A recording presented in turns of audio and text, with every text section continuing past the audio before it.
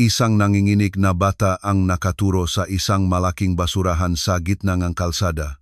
Ngunit hindi siya pinansin ng mga taong dumadaan. Itinuring itong biro lang ng bata. Hanggang sa huminto ang isang milyonaryo. Dahil sa pagtataka, lumapit siya at ang nakita niya sa loob ay nagpatigil sa kanya. Sa unang tingin, mukhang tahimik ang hapon na iyon, tulad na dati sa tahimik na lansangan. Ngunit ang nanginginig na daliri at despradong iyak ng isang bata ang bumali sa katahimikan. Malakas na bumukas ang pinto ng isang mamahaling itim na Toyota Alphard. Ang makintap na itim na sapatos na balat ni Ginoong Alfonso Palma ay dumampi sa batong simento sa plasang bayan. Bawat hakbang niya ay mabigat at kalkulado. Ang kanyang charcoal gray na suit ay perpektong akma, nagbibigay ng aura ng kapangyarihan na nagpapahinto sa mga tao upang tumingin. Hindi ito napansin ni Alfonso. Sanay na siya sa ganoong mga tingin. Halos humahanga, halos nag-aatubili, bumaba siya at itinaas ang kanyang mukha sa hangin ng gabi na humahagip sa lungsod. Para sa kanya, isa lamang itong maikling paginto sa isang biyahe en negosyo at sa kanyang isip, ang lugar na ito ay walang kabuluhan. Isang maliit na bayan lang, ilang sira-sirang tindahan, mga hindi pamilyar na mukha na nakakagulo sa makipot na kalsada. Nais niyang dumiretso sa coffee shop sa tapat ng plaza kung saan siya nangakong makikipagkita sa kanyang kasosyo sa negosyo. Ngunit ang matinding iyak ng bata ay pumilit na pumasok, napakabagsik, napakalakas, hanggang sa nalunod nito ang ingay ng makina at ang bulungan ng karamihan. Huminto siya sa isang sulok ng plaza sa tabi ng isang malaking basurahan, isang marupok na bata ang humihikbi. Mga 6 taong gulang ang bata, ang kanyang damit ay marumi at punit-punit, at mahigpit niyang yakap ang isang luma ng teddy bear. Hindi lang siya umiyak, siya ay nagmamakaawa. Ang kanyang maliliit na kamay ay despradong nakaturo sa basurahan. Tulungan niyo po, kailangan niyo po akong paniwalaan. Nakakulong po ang nanay ko sa loob. Pakisuyo, iligtas niyo po siya. Ang boses ngang bata ay halos basag. Ilang taong dumadaan ang huminto. Nakatingin sa kanya na may halong kuryosidad at kakulangan sa ginhawa. Isang babae ang umiling at bumulong sa kanyang asawa. Nag-iilusyon lang siya, kawawa naman. Siguro iniwan na siyang nanay niya. Isang matandang lalaki na may tungkot ang lumapit. Tiningnan ang basurahan at pagkatapos ang bata. Sa huli ay umiling siya. Impossible. Wala namang laman diyan kundi basura. Walang sinumang tao ang kayang manatili sa loob niyan. Ang karamihan ay dahan-dahang nakalat. Walang naangat ng takip. Walang nangahas na sumubok. Iniwan nila ang bata na umiyak. Tila ang kanyang pakiusap ay walang kinalaman sa kanila. Napakunot ang noo ni Alfonso, muntik na siyang magpatuloy. Sa paglalakad ng bigla siyang makaramdam ng pahila sa kanyang suit. Tumakbo ang bata papunta sa kanya, mahigpit na humawak. Ang boses niya ay nanginginig, ngunit apurahan. Gino, pakisuyo, maniwala po kayo sa akin. Nandiyan po ang nanay ko. Ayaw po nila siyang iligtas. Ang maliliit, maruming kamay ng bata ay kumapit sa kanyang mamahaling suit. Napakunot ang kilay ni Alfonso sa pagdampi. Yumuko siya, nakatingin sa mukhang bata na puno ng luha. Ang mamata ay malaki at nagniningning. Nagpapakita na hubat na kawalan ng pag-asa. Ngunit ang sentido kumon ay kaagad na nanaig. Inalis ni Alfonso ang kamay ng bata. Ang kanyang boses ay matatag at malamig. Umuwi ka sa pamilya mo, huwag kang kumapit sa akin. Tumalikod siya at lumakad patungo sa coffee shop. Sa likuran niya, lalong lumakas ang iyak, lalong desperado. Ngayon po, nagsasabi ako en toto. Nandiyan po ang nanay ko. Pakisuyo, maniwala po kayo sa akin. Ilang mapanuksong tawa ang narinig mula sa maliit na grupo sa malapit. Nag-iilusyon lang siya. Siguro husto lang ang atensyon. Itinulak ni Alfonso ang pinto ng coffee shop. Ngunit bago pumasok, likas siyang lumingon. Nakaupo ang bata sa lupa, yakap ang teddy bear sa dibdib niya. Nanginginig ang kanyang maliliit na balikat. Pagkatapos ay itinaas niya ang kanyang ulo at tiningnan si Alfonso. Ang tingin na iyon ay hindi isang pikon na pagkunot ng ng isang bata. Ito ay tingin ng isang taong halos nawawalan ng pag-asa. Isang pakiusap na bumabaon sa kanyang isipan. Nanginginig si Alfonso, pinilit ang sarili na tumalikod. Pumasok siya, ngunit nang umupo, ang kanyang kamay ay nakapatong sa tasang kape. Hindi ito kayang buhatin. Sa kanyang isipan, patuloy na umalingaw-ngaw ang mga salita ng bata. Nandiyan po ang nanay ko, isang iyakang tulong na nakakapit tulad ng tinik, nagpapahirap sa kanyang isipan, nagpapakabagabag sa kanya. Sa labas, nagsimula ng bumaba ang gabi. Ang maliit na figurang bata ay nasa tabi pa rin ng basurahan. Ang abalang lungsod ay nagpatuloy sa kanyang pangkaraniwang gawain, ngunit walang huminto, walang iba kundi si Alfonso. Sinubukan niyang tumalikod, ngunit hindi niya maalis ang tingin na iyon sa kanyang isipan. Ang hindi alam ni Alfonso ay na ang pagtalikod ngayong araw na ito ay magiging simula ng isang kakilakilabot na lihim na hindi kailanman naisip ng buong lungsod. Nakakita ka na bangang isang bata na humingi ng tulong at walang naniwala? Alam mo ba kung gaano kalalim ang pagmumulto niyan sa iyo? Sumara ang pintong garahe at dahan-dahang gumalaw ang figura ni Alfonso sa malawa na pasilyong kanyang malaking bahay. Ang ekong kanyang ngayapa ay umalingaw-ngaw sa kawalan. Bawat walang laman na tunok ay paalala na nag-isa siya. Doon niya iniluwal ang kanyang kurbata. Naglagay ngang isang baso ngang mainit na tsaa sa mesa ng teakwood at umupo sa upuan. Matagal na mula nang maging ganito kagulo ang kanyang isip. Ngunit sa pagpikit niyang kanyang mga mata, lumitaw ang mukha ni Kiko na punong luha. Ang bata ay kumapit sa gilid ng kanyang suwet. Inulit ang parehong desperadong pakiusap. Nandiyan po ang nanay ko. Bagaman hindi siya pinansin ni Alfonso kaninang hapon, ang mamatang iyon ay ngayon nakabaon sa kanyang isipan tulad ng isang tahimik na kutsilyo.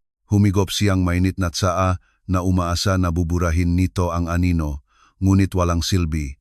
Tumayo siya, naglakad sa pasilyo na puno ng lumang pintura at huminto sa tabi ng malaking bintana. Sa labas, nababalot ng dilim ang lungsod. Ang orasan sa dingding ay umalingaw-ngaw sa malayo, lahat ay tahimik.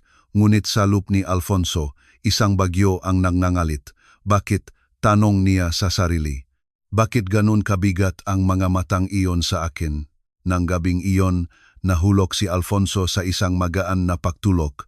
Sa kanyang panaginip, nakita niya ang kanyang sarili. Isang 8 taong gulang na bata ang nakatayo sa plaza ng bayan ilang dekada na ang nakalipas. Itinaas ng bata ang kanyang kamay na humihingi ng tulong, ngunit umiling lang ang mga matatanda habang dumadaan. Walang huminto, walang naniwala.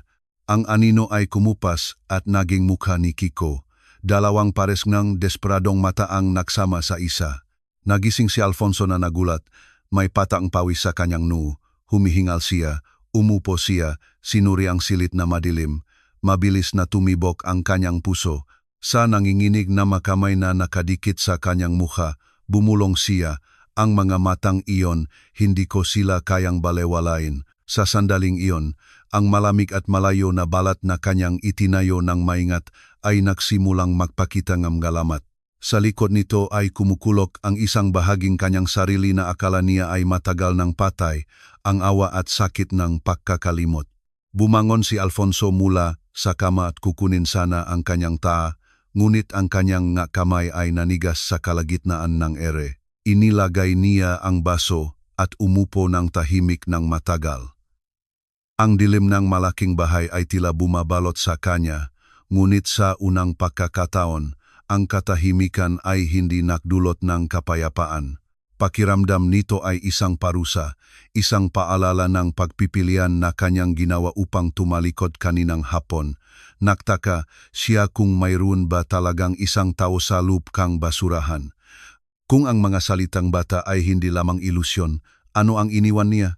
Umupo si Alfonso sa katahimikan sa dilim, hindi alam na ang nakakagambalang alaala na muling lumitaw ay malapit nang ibalik siya sa kalsadang iyon. sa parehong araw. Kung saan ang katotohanan ay naghihintay upang sirain ang bawat paniniwala na pinanghawakan ng buong lungsod, ang bukang liwayway ay sumisilip sa pagitan ng matataas na gusali na kulayabo sa lungsod habang ito ay nagigising. Malamig pa ang hangin sa umaga, nagdadala ang kakaibang amoy ng hamog ng gabi na halo-halo sa amoy ng piniritong pagkain at nilulutong sinangag na binebenta.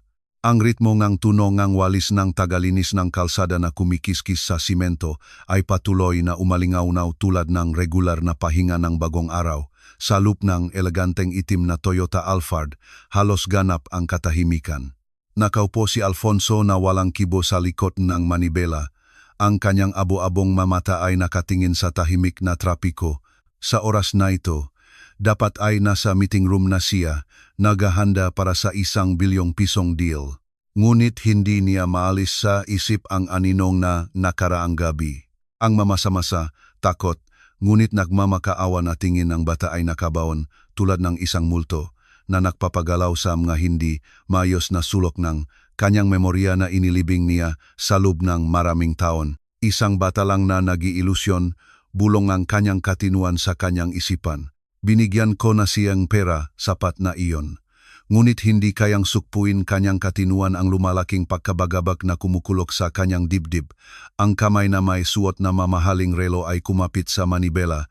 Pagkatapos ng ilang segundo ng pakikipaglaban sa sarili, biglang pinihit ni Alfonso ang manibela. Pinihit ang mamahaling kotse mula sa pangunahing kalsada patungo sa isang makipot na side street. Hindi niya may paliwanag ang pahimok. Alam lang niya na kailangan niyang bumalik. Ang eskinita ay mukhang mamasa-masa, marumi, mas malala kaysa sa kanyang naalala. Ang amoy ng hindi nakolektang basura ay sumalubong sa kanyang ilong. Ang magabutas ngang tubig ay nakatayo, nagpapakita ngang malabo na liwanag ng umaga at doon mismo. Sa tabing kalawangin na basurahang metal, isang maliit na figura ang nakaupo na nakayuko at walang kibo, nandun pa rin ang bata. Nanigas si Alfonso. Pakiramdam niya ay nahulog ang kanyang puso. Inakala niya na kapag nakuha ng bata ang pera, alis na ito upang mahanap ng pagkain at lugar upang matulog. Hindi niya naisip na ang bata ay umupo doon sa buong mahaba at malamig na gabi. Ang mukhang bata ay maputla, may markang dumi. Ang kanyang payat na balikat ay nanginginig ng husto sa ilalim ng kanyang luma at gusot na damit na basa sa hamog. Hindi lang siya nanginginig sa lamig, kundi sa pagod at takot din. Ang kanyang nga mata ay pula. Napakalaki na halos hindi na niya mabuksan, nakatingin ng walang laman sa kawalan. Sa kanyang marupok na braso, yakap pa rin niya ang isang luma at punit-punit na teddy bear. Tila iyon ang kanyang tanging kaibigan, ang kanyang huling muwak sa mundo. Ang mahinang ugong ngang makinang Alphard ay nakakabingi sa katahimikan ng eskinita. Napaitat ang bata, mabilis na itinaas ang kanyang ulo. Sa mga tuyo at pagod na mata na iyon, isang marupok na kislap ng pag-asa ang kumislap nang makilala niya ang pamilyar na kotse. Tumayo siya ng nanghihina. Ang kanyang mahinang mabinti ay halos bumigay at pagkatapos ay may isang hindi inaasahang pagsabog ng lakas. Bigla siyang tumakbo patungo kay Alfonso na kabababa lang mula sa kotse. Bumalik na po kayo. Ang boses niya ay basag, halos sira-sira dahil sa lahat, nege pag-iyak at hangin nege gabi. Sumugot siya, hindi para magmakaawa, kundi tulad ng isang nalulunod na bata na kumapit sa isang salbabida. Ang kanyang maliliit at maruming kamay ay mahigpit na humawak sa pinong tela ng mamahaling pantalon ng suet. Gino Alfonso, pakisuyo, iligtas niyo po ang nanay ko, pakisuyo, iligtas niyo po siya. Wala na po akong iba. Yumuko si Alfonso, naramdaman ang mahinan ngunit desperadong pagawak na iyon. Ang tanawin ng isang nawawalang bata, pagod, ngunit matigas ang ulo na nanatili sa kanyang posisyon sa buong gabi sa tabingang maruming basurahan ay nagdulot ng matalim at kakaibang sakit sa kanyang dibdib. Sa sandaling iyon, ang nakaraan ay muling bumalik sa kanya tulad ng isang nasirang dam. Nakita niya ang kanyang sarili ilang taon na ang nakakaraan.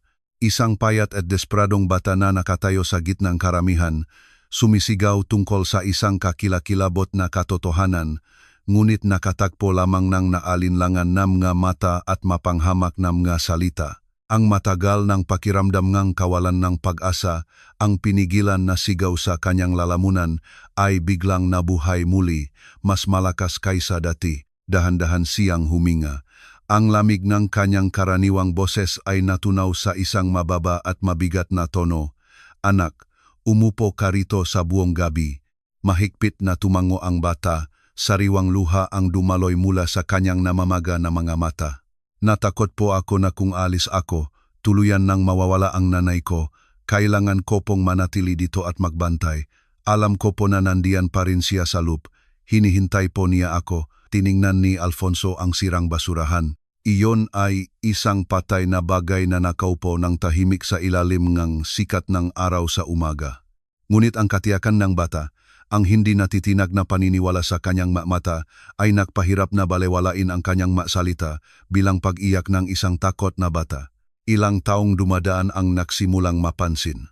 Isang babae na nagbebenta ng sinangag ang dumaan, tiningnan at pagkatapos ay umiling. Kawawa naman ang bata. Nagmamaktol na siya mula pa kahapon. Siguro masyado siyang na-shock. Hindi maganda ang kanyang isip. Iyon ay isang ilusyon lang. Walang sinumang kayang mabuhay sa loob ng basurahan. Ang mabulong na iyon ay tumusok sa mga tainga ni Alfonso tulad ng matutulis na karayom. Mabigat ang kanyang dibdib. Sa ibang araw ay babalewalain niya ang ganoong kalokohan. Ngunit ngayon, sa harap ng mga matang nakatingin sa kanya ng may labis na tiwala, hindi niya magawa. Minsan siyang iniwan ng buong mundo. Alam niya ng husto kung gaano kasakit iyon. Lumuhod si Alfonso, inihanay ang kanyang sarili sa bata. Ang galaw na iyon ay nagpatigil sa bata. Inilagay niya ang kanyang malaking kamay sa payat at nanginginig na balikat ng bata. Sige, anak, tatawag akong isang tao para tingnan iyan, ngunit kailangan mong mangako na mananatiling kalmado. Pinigilan ng bata ang kanyang maluha. Nanginginig ang kanyang maliliit na kamay habang humahawak sa mga daliri ni Alfonso. Naniniwala po kayo sa akin, di po ba, Gino? Ang tanong ay lumabas na parang bulong, nagdadala ng bawat gramo ng pag-asa at takot na taglay nito. Humihinga ng malalim si Alfonso at kinuha ang kanyang mamahaling cellphone. Hindi niya sinagot ang tanong ng bata sa pamamagitan ng salita, kundi sa pamamagitan ng kilos. Agad niyang tinawagan si Kapitan de la Cruz, ang hepeeng pulisya. Kapitan de la Cruz, ako ito, sabi niya ng maikli, nang walang pag-aalinlangan. Kailangan kong magpadala kaagad ng isang tao sa eskinita sa tabingang plaza ng bayan. May posibilidad na mayroong nakakulong sa loob ng isang pampublikong basurahan. Gusto kong suriin ito kaagad. Sa kabilang dulo, bahagyang natawa si Kapitan de la Cruz. Ang kanyang boses ay inaantok pa at may sarkastikong tono. Ginoong Alfonso, sigurado po ba kayo rito? Alam pong lahat dito ang mga kamangha-manghang kwento ng ulilang bata. Malaki po ang kanyang imahinasyon. Tumingin si Alfonso sa mga matang pula, sa luha na nakatitig sa kanya, hindi nakaligtaan ang isang kisap ng ekspresyon. Humigpit ang kanyang hawak sa telepono. Ang kanyang boses ay bumaba ng malamig tulad ng yelo. Bawat salita ay may bigat ng bakal. Hindi ko na ito uulitin, pumunta ka dito ngayon. Binaba niya ang telepono nang hindi na naghihintay ng sagot ni Kapitan de la Cruz. Pagkatapos ay tumalikod siya at humarap sa tingin ng bata na puno ng luha. Paparating na sila, sabi niya ng matatag. Hindi ko alam kung ano ang nangyayari, ngunit kung naniniwala ka na nandiyan ang nanay mo, kung gayon ay maniniwala ako sa iyo. Ang salitang iyon ay parang susi na pilit na nagbukas ng pinto na pinaglaban ng bata sa buong gabi upang manatiling sarado. Ang huling pader ng depensa ay gumuho, malakas siyang umiyak. Hindi na isang pinigil na pag-iyak ng pagpipigil sa sarili, kundi isang hilaw at walang pigil na sigaw ng isang bata na sa wakas ay nakahanap ng isang taong gustong makinig. Sa unang pagkakataon sa pamamagitan ng tabingang luha, isang kislap ng tunay na pag-asa ang kumislap sa kanyang mamata. Medyo hindi comfortable si Alfonso. Nag-aatubili ang kanyang malaking kamay bago sa wakas ay umangat at dahan-dahang tapikin ang maliit at nanginginig na likod. Tumingin siya sa tahimik na basurahan. Bigla, hindi na ito mukhang isang walang buhay na bagay. Ito ay nakatayo tulad na isang kaon ni Pandora na nagtatago ng kakilakilabot na mgalihim sa loob. Isang malamig na kilabot ang gumapang sa kanyang likod. Isang masamang hula na iba sa anumang naramdaman niya dati. Sa malayo, ang pagingay ng sirenang pulisya ay nagsimulang umaling-aungaw, lumalapit sa bawat segundong lumipas. Hindi alam ni Alfonso na sa loob lamang ng ilang minuto, kapag inangat ang takip ng basurahan, ang nasa loob ay magbabago, sa kanyang buhay magpakailanman. Napakalas ang ugong ng sirena sa katahimikan ng umaga. Papalapit, mas apurahan, mas malupit. Ang tunog ay parang kutsilyo, kinukuskos ang huwat na kapayapaan ng eskinita, ginagalaw ang lahat, nagsimulang maktipon ang mga tao.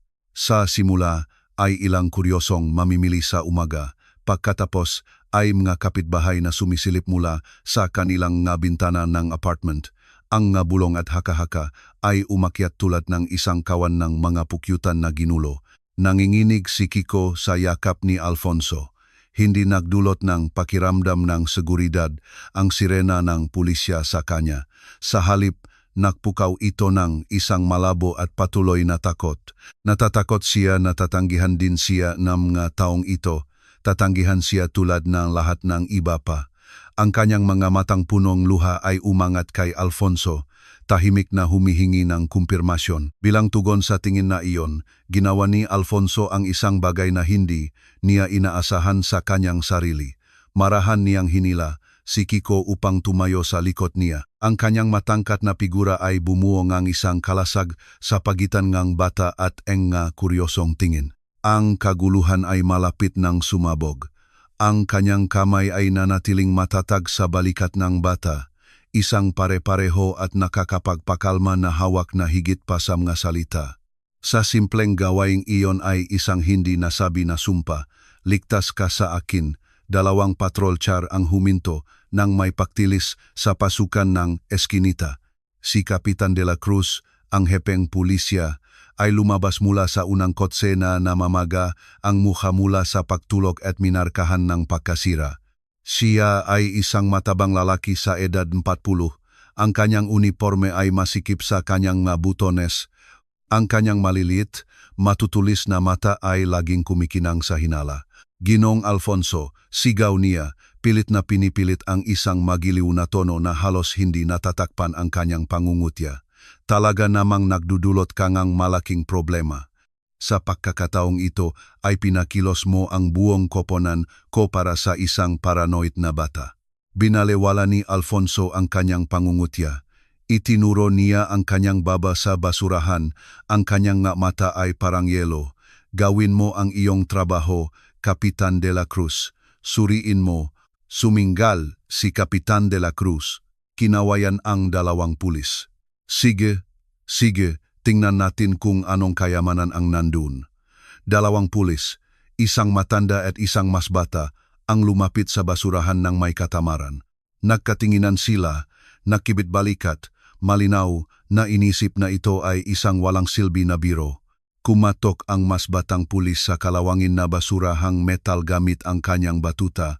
Tok tok tok, ang tunog ay umalinggaw-gaw ng tuyo at walang laman. Walang sagot. Lumingon siya kay Kapitan de la Cruz, umiling. Wala po, Kapitan. Siguro po sa lang o daga. Lumingon si Kapitan de la Cruz kay Alfonso. Lalong lumalim ang mapanuksong ngiti sa kanyang labi. Tingnan mo, sinabi ko na sa iyo, sa susunod na gusto mong magbigay ng limos, mag-abuloy ka lang sa pondo ng pulisya sa halip na sayangin ang aming oras. Napipigilan ang pahinga ni Alfonso. Isang kislap ng pagdududa ang pumasok sa kanyang isipan. Mali siguro sila. Pinayagan ko ang sandalingang awa na lumabo ang aking paghatol upang kahihiyan ang aking sarili sa harap ng lahat. Tiningnan niya si Kiko na nagtatago sa likod niya. Maputla ang mukhang bata. Ang kanyang mga labi ay napakahigpit na halos dumugo. Ang maliit na kislap ng pag-asa sa kanyang mamata ay mabilis na kumupas, pinalitan ng ganap na kawalan ng pag-asa. Hindi, bulong ni Kiko. Basak ang kanyang boses. Nandiyan po ang nanay ko. Alam ko po na nandiyan siya. Nang makita niyang aalis na ang mga pulis, biglang kumawala ang bata mula sa proteksyon ni Alfonso at sumugot. Ang kanyang sigaw ay bumali sa hangin. Nanay, naririnig niyo po ba ako? Ako po ito, Kiko, nanay. Ang bata at pinahirapang sigaw ay umalingaw-ngaw.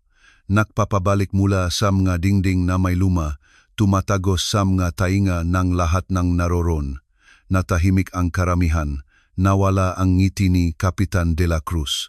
Lahat ng mata ay nakatingin sa bata na ngayon ay nakasandal sa malamig na metal, binubugbog ito gamit ang kanyang maliliit na kamao. At pagkatapos sa nakakabinging katahimikan, ay lumitaw ang isang mahina na tunog, halos hindi mahuli. Siguro bote lang ang plastik na nahulog sa loob. Siguro imahinasyon lang. Itinaas ng mas matandang pulis ang kanyang kamay na humihinging ang katahimikan. Idinikit niya ang kanyang tainga sa basurahan. Klang, klang sa pagkakataong ito ay mas malinaw, mahina, hindi regular, ngunit hindi may pagkakamali na isang kumatok. Isang sadyang katok mula sa loob. Tumalon pa atras ang pulis. Napadilat ang kanyang mga mata sa pagkabigla. Nautal siyang lumingon kay Kapitan de la Cruz. Kapitan, mayroon po talagang nasa loop. Nanigas ang hangin, nawala ang pagdududa at pangungutya sa lahat ng mukha, pinalitan ng isang ekspresyon ng takot. Ang magabulong ay namatay kaagad, pinalitan lamang ng matalim, takot na pahinga. Ang makitit na eskinita ay biglang naramdaman na masikip at nakakapanindig balahibo. Isang malamig na kilabot ang gumapang sa likod ni Alfonso. Ang kanyang puso ay tumibok ng ligaw sa kanyang dibdib. Tama siya. Hindi nagsisinungaling ang bata. Buksan mo na ngayon, sigaw ni Kapitan de la Cruz. Lahat ng bakas ang katamaran ay nawala. Pinalitan ng pagkaapura ng isang lalaki na ginagawa ang kanyang tungkulin. Dalhin mo ang crowbar. Buksan mo, tumakbo ang mas batang pulis pabalik sa patrol char at kumuha ng mahabang crowbar. Ang basurahan ay isang lumang uri nga pang-industriya. Ang mabigat na takip na metal ay kalawangin, mayupi at mahigpit na nakakabit sa mga gilid, magkasama ang dalawang pulis. Ang isa ay humahawak sa isa, pilit na binubuksan ang takip. Sumigaw ang kalawangin na metal. Isang matalim na tunok na halos mula sa ibang mundo. Sentimetro bawat sentimetro, nagsimulang bumukas ang isang puwang at kasama nito ang isang kakilakilabot na amoy na lumabas. Hindi lamang ito ang maasim at bulok na amoy ng basura, ang amoy ay nakdalang halumigmig, isang mapait at maasit na amoy na may halong pagkabulok, ang amoy ng pahihirap ng buhay na halos nakakapit sa kawalan ng pag-asa. Ilang tao sa karamihan ang likas na naktakip ang kanilang mailong. Samantalang ilang mahihinang babay ang nagsimulang masuka, nanuyo ang tiyan ni Alfonso, mahigpit niyang hinawakan ang balikat ni Kiko, sinusubukan na protektahan ang bata mula sa kung ano ang malapit ng lumabas. Sa huling pagsubok, bumukas ang takip, bumaksak pabalik at malakas na tumama sa dingding na ladrilyo. Sa isang sandali, tila huminto ang mundo, tahimik, walang gumalaw, walang humihinga sa lupngang basurahan.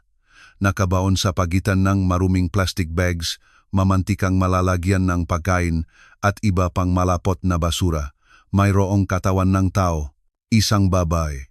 Ang kanyang mahaba, gusot na itim na buhok na may dugo at dumi ay sumasakop sa karamihan ng kanyang mukha. Ang kanyang damit na dating may magandang disenyo ngang bulaklak ay nakabitin na ngayon ng punit-punit at marumi. Ang kanyang katawan ay pasa, minarkahan ng ngalilang marka na nagpakilabot sa mga manunod. Ang isa niyang mata ay namamaga at nakasara, ang kanyang labi ay basag. Ang malalim na marka ang tali ay nakabalot sa kanyang galos at pulang pulso. Nakaupo siya na nakakulubot, walang galaw tulad ng isang itinapong ragdoll. Kung hindi dahil sa mahina niyang pahinga, iisipin ng sinuman na patay na siya, nagsimulang lumabas ang katahimikan ng may sigaw. Isang babae sa karamihan ang bumaksak sa lupa, walang kulay ang kanyang mukha, pagkatapos ay dumating ang mas maraming sigaw, nahihingal sa takot na kumalat sa eskinita. Diyos ko, hindi ito totoo. Tao ito, mayroon talakang isang tao sa loop. Tumawag kaagad ng ambulansya. Sumabog ang kaguluhan. Maging ang sanay at matigas na si Kapitan de la Cruz ay namutla. Kinuha niya ang kanyang radyo at sumiga. Emergency Medical Unit sa eskinita, 14 sa tabingang plaza ng bayan. Babae ang biktima sa kritikal na kondisyon. Ulitin ko, kritikal na kondisyon, ngunit sa gitnang kaguluhan, isang boses ang pumasok. Isang boses na tumagos sa bawat puso na nakarinig nito. Nanay, si Kiko na nanigas sa likod ni Alfonso ay bumulong. Nanginginig ang kanyang maliit na katawan habang umaabante siya. Ang kanyang mamata ay nakatitig sa sirang figura sa lubngang basurahan. Pagkatapos ay umiyak ang bata ng malakas. Nanay, ito ay hindi isang ungol o isang nagmamakaawang iyak. Ito ay isang sigaw na binunot mula sa kailaliman ng paghihirap. Ang sigaw ng takot na nabuo sa loob ng isang araw at isang gabi ay ngayon ay kumawala. Sumugot siya sa basurahan ng walang pakialam sa mga pulis na sumusubok na pigilan siya. Nanay, ako po ito. Nakita na po kita, nanay. Kumapit ang bata sa gilid. Ang kanyang maliliit na kamay ay desperadong umabot sa katawan ng kanyang ina na halos hindi na humihinga. Narinig ni Binibining Sita Reyes ang boses ng kanyang anak. Sa isang matinding pagsisikap, gumalaw siya ng bahagya. Ang isa niyang natitirang mata ay pilit na bumukas, nakahanap ng pamilyar na figura. Ang kanyang basak na labi ay nanginginig, bumubuo ng isang mahina at basak na tunog. Kiko, nanigas si Alfonso. Hindi niya maalis ang kanyang mga mata sa tanawin sa harap niya. Kagabi, binalewala niya ito. Kung umalis siya muli ngayong umaga, baka walang pagkakataon na mabuhay ang babaeng ito. Isang malamig na kilabot ang gumapang sa kanyang likod. Sumabog ang karamihan sa kaguluhan. Ang ilan ay nagtakip ngang kanilang bibig sa pagkabigla, ang iba ay umatras, at ilang babay ang umiyak sa awa. Lahat ay may parehong iniisip, nagsasabi ng totoo ang bata. Nautal si Kapitan de la Cruz, basak ang kanyang boses. Tumawag na ambulansya. Bilisan mo, hinikpitan ni Alfonso ang kanyang kamao. Sa unang pagkakataon sa loob ng maraming taon, naramdaman niya na namuo ang kanyang dibdib sa isang bagay na akala niya ay matagal ng patay. Pagsisisi. Itinaas ni Kiko ang kanyang mga matang punong luha. Tiningnan si Alfonso, tila inukit ang tanong, bakit hindi po kayo naniwala sa akin kahapon? Inalis ni Alfonso ang kanyang mukha, ngunit mabigat ang kanyang balikat. Alam niya na mula sa sandaling ito, nagbago na ang lahat. Ang Ospital Pag-asa ay may amoy na hindi kailanman maaring pagkamalian, isang malamig na halong antiseptiko, tahimik na paghihirap at marupok na pag-asa. Ang amoy na iyon ay kumapit sa mamahaling suot ni Alfonso, isang malupit na paalala na nakapasok siya sa isang ganap na kakaibang mundo, isang mundo kung saan ang kanyang pera at kapangyarihan ay walang silbi laban sa kahinaan ng buhay ng tao. Nakaupo siya sa isang matigas na metal na bangko sa waiting area na nakaupo ng perpekto ang likod. Isang postura na ganap na kakaiba kumpara sa ginhawa, kanyang office na may teakwood na panel o sa leather seats ng kanyang Alphard. 3 oras na mula nang dalhin ng ambulansya si Sita.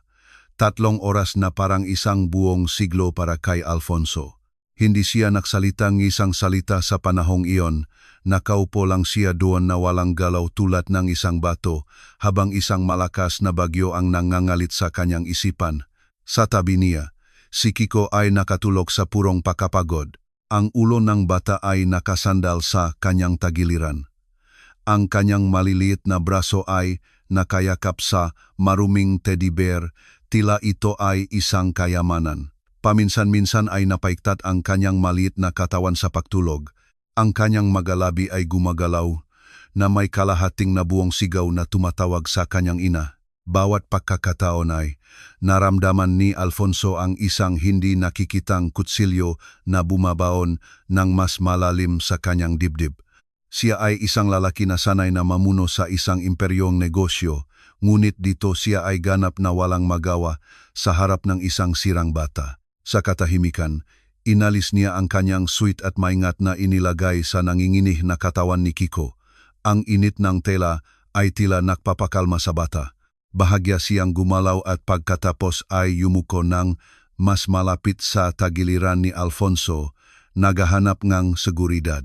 Ang maliit na kilos na iyon, isang simple at likas na kilos ng pag-aalaga ay nagiwan kay Alfonso na isang mapait na sakit. Maaari niyang ibigay ang init ng sweat sa bata, ngunit hindi niya ibinigay ang tiwala ng higit na kailangan ng bata. Sa kabilang dulong ng pasilyo, si Kapitan de la Cruz ay naglalakat-lakat na may tensyonadong mukha dahil sa pagkapagod at presyon. Tiningnan niya si Alfonso, isang halong kuryosidad at pagkasira ang kumislap sa kanyang mata. Ang nagsimula bilang isang maliit na abala ay naging isang seryosong kaso na nakatakdang maging headline ng lahat ng pahayagan. Ginoong Alfonso, sa wakas ay lumapit si Kapitan de la Cruz. Ang kanyang boses ay mababa at matatag. Mabuti pa sigurong umuwi ka na. Wala ka nang magagawa dito. Ayusin namin ang bata at ang DSWD. Nakibit balikat si Kapitan de la Cruz. Hinayaan siya. Siguro ay hindi niya gusto ang mga mayayaman, ngunit nakikilala niya ang tunay na determinasyon kapag naririnig niya ito sa boses ang isang tao. Sa sandaling iyon, bumukas ang pinto ang emergency room. Isang matanda, pagod, at may kulubot na doktor ang lumabas, ibinaba ang kanyang maskara. Sino ang pamilyang pasyenteng si Sita Reyes? Nagising si Kiko ng napaiktad, bumangon na parang spring. Ang nanay ko, kamusta po ang nanay ko? Kumapit siya sa lapkowat ng doktor, malaki ang kanyang mamata na puno ng pag-asa at takot. Tiningnan ng doktor ang bata ng may tahimik na pakikiramay bago lumingon sa mga pulis. Ang pasyente ay nakaligtas na sa agarang panganib. Maluba ang kanyang kondisyon, matinding dehydration, hypothermia, maraming malambot na tissue injury sa buong katawan, malinaw na mga palatandaan ng pagbugbog at pagapos. Sa kabutihang palad, walang critical na organ damage na direktang nagbabanta sa kanyang buhay. Ginagamot na namin ang kanyang sugat, nagbibigay ng IV fluids at pain medication. Gising na siya ngayon, ngunit napakagulo at traumatized pa rin. Bawat salita na binibikas ng doktor, dehydration, hypothermia, maraming sugat ay isa pang martilyo sa dibdib ni Alfonso. Iyon ang tunay na bungang kanyang kapabayaan. Umiyak si Kiko ng malakas, ngunit sa pagkakataong ito ay luhang kaluwagan. Umikot ang bata at niyakap ang binti ni Alfonso. Tito, magiging mayos po ang nanay ko. Magiging mayos po siya. Nanigas si Alfonso sandali, pagkatapos ay dahan-dahang napahawak ang kanyang malaking kamay sa gulo na buhok ni Kiko, dahan-dahang hinaplos. Doktor, pwede na po ba naming kunin ang kanyang pahayag ngayon? Tanong ni Kapitan de la Cruz ng mabilis, apurahan ang kanyang boses. Kailangan naming mahuli ang salarin sa lalong madaling panahon. 5 minuto lang, Kapitan, at pakisuyo, dahan-dahan. Kakayanin lang niya ang isang kakilakilabot na psikolohikal na trauma. Tumango ang doktor at tumalikot. Kinawayan ni Kapitan de la Cruz ang isang pulis na babae na sumunod sa kanya. Nang walang pag-alinlangan, tumayo rin si Alfonso. Mahigpit na kumapit si Kiko sa kanyang kamay. Tiningnan ni Alfonso ang bata at pagkatapos ay si Kapitan de la Cruz. Ang kanyang tingin ay walang iniwan para sa pagtanggi. Naintindihan ni Kapitan de la Cruz at maikling tumango. Ang silit na ospital ay payat, malamig, at napuno lamang ng patuloy na tunog ng monitor. Nakahiga si Sita sa kama. Ang kanyang mukha ay namamaga at maputla sa unan. 4 na IV lines ang nakabalot sa kanyang pasa na braso. Ngunit nang makita niya si Kiko na pumasok ng ligtas na naglalakat sa tabing ang matangkat na lalaki, kumislap ang kanyang mamata ng may pinakamahina na kislap ng buhay. Kiko, anak ko, ang kanyang boses ay basag, marupok tulad ng isang sinulit na halos maputol. Sumugot si Kiko. Inilibing ang kanyang ulo sa gilid ng kama at hinawakan ang malamig na kamay ng kanyang ina. Natakot po ako. Akala ko po hindi ko na po kayo makikita ulit. Pilit na itinaas ni Sita ang kanyang malayang kamay at hinaplos ang kanyang buhok. Dumaloy ang luha sa kanyang pasa na pisngi. Nandito ang nanay. Sorry anak, dapat natakot ka. Dahan-dahang inilagay ng pulis na babae ang kanyang kamay sa balikat ni Kiko, senyas sa kanya na umatras ng bahagya. Lumapit si Kapitan de la Cruz. Binaba ang kanyang boses sa pinakatahimik na rehistro. Binibining Sita, pasensya na po sa abala sa oras na ito, ngunit kritikal po ang oras. Maaari po ba ninyong sabihin sa amin kung sino ang gumawa nito? Ang tingin ni Sita ay nagbago mula sa pagmamahal tungo sa purong takot. Nanginginig ang kanyang katawan ng walang kontrol. Tiningnan niya si Kapitan de la Cruz at pagkatapos ay si Alfonso, ang estranghero, ngunit ang tanging bumalik at naniwala sa kanyang anak. Ang kanyang presensya ay tila nagbigay sa kanya ng isang kislap ng tapang. Huminga siya ng malalim, tila nagtitipon kanyang huling natitirang lakas. Ang kapatid ko po, bulong niya. Bawat salita ay bumabasag sa kanyang sariling puso. Siya po si Ginoong Dante. Ang pangalang iyon ay nakabitin sa hangin. Kumunot ang nu ni Kapitan de la Cruz at senyasan ang pulis na babae na mabilis na maktala. Ginoong Dante, maari po ba ninyong sabihin sa amin ng higit pa? Sariwang luha ang dumaloy. Sa pagkakataong ito ay mula sa galit at sakit ng hindi matitiis na pagtataksil mula sa kanyang sariling dugo. Gusto po niyang kunin ang bahay at ang maliit na ipon na iniwan ng aming mamagulang. Namatay po sila ng bata. Kami lang po ang mayroon sa isa't isa. Laging po akong nagtitiwala sa kanya. Basag ang kanyang boses sa isang hikbi. 2 gabi na po ang nakakaraan. Dumating po siya na may dalang mga dokumento. Sinabi po niya na ito ay ma-form kang power of attorney upang matulungan niya po ako sa pag-ayos ng lahat. Ayusin ang bahay upang may benta sa mas mataas na presyo. Sinabi niya sa akin na mag-focus sa pag-alaga kay Kiko na siya ang bahala sa lahat. Nagtiwala ako sa kanya. Pumirma ako nang hindi binabasa ng maingat. Ipinikit niya ang kanyang mamata na tila upang harangan ang alaala. Ngunit kagabi bumalik siya, kakaiba ang mukha niya. Sinabi niya na ang mga dokumento ay isang kumpletong paglilipat ng lahat ng ari-arian sa kanyang pangalan. Tumanggi ako. Sinabi ko na pupunta ako sa pulisya. Pagkatapos ay nawalan siya ng kontrol. Sinabi niya na ako ay isang pasanin na kami ni Kiko ay walang karapat-dapat. Sinaktan niya ako. Ginapos ako at sinabi na kung hindi ako mawawala, sasaktan din niya si Kiko. Nanginginig si Kiko sa tabi ni Alfonso. Tinakpan niya ang kanyang bibig nang marinig niyang muling ikinuwento ang bangungot. Malamig na galit ang kumulo sa dibdib ni Alfonso. Nakaharap na siya sa mga malulupit na kalaban sa negosyo. Ngunit ang kalupitan ng isang lalaki na bumaling laban sa kanyang sariling kapatid na babae at pamangkin ay isang krimen sa ganap na magkaibang antas. Ang pagkasira ng mismong sangkatauhan. Ipinagpatuloy ni Sita ang kanyang pagsasalita na nanghihina. Pinilit niya akong uminom ng kung ano, pampaantok. Manhid ang ulo ko. Nang magising ako, nasa madilim, masikip at nakakasuklam na lugar. Hindi ko alam kung nasaan ako. Sumigaw ako, ngunit walang nakarinig. Akala ko mamamatay. Ako doon hanggang sa marinig ko ang boses ng aking anak, ang boses ni Kiko, ang tanging nagpabalik sa akin.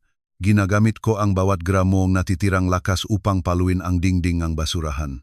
Bawat salita ay isang suntok sa kamalayan ni Alfonso.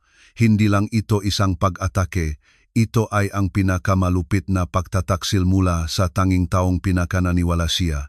Tiningnan niya si Sita at pagkatapos ay si Kiko na nanginginig sa tabi niya. Malinaw niyang nakita ang takot na kanilang dinanas, bahagi dahil sa kanyang sariling kawalang interes. Nang matapos ang testimonya, nanigas ang mukha ni Kapitan de la Cruz habang nahahanda siyang mag-issue ng arrest warrant laban kay Dante. Ngunit alam ni Alfonso na hindi magiging ganun kadali. Isang lalaki na malupit at kalkulado tulad ni Dante ay siguradong nakplano na nakpaktakas, hindi siya madaling mahuhuli. Nakatingin kay Sita na nahulog sa pagtulog dahil sa pagkapagod at kay Kiko na tahimik na umiyak sa tabi niya. Isang matibay na determinasyon ang nabuo kay Alfonso. Ang kanyang pagsisisi ay hindi maaring magtapos bilang simpleng pagkakasala. Kailangan itong maging aksyon.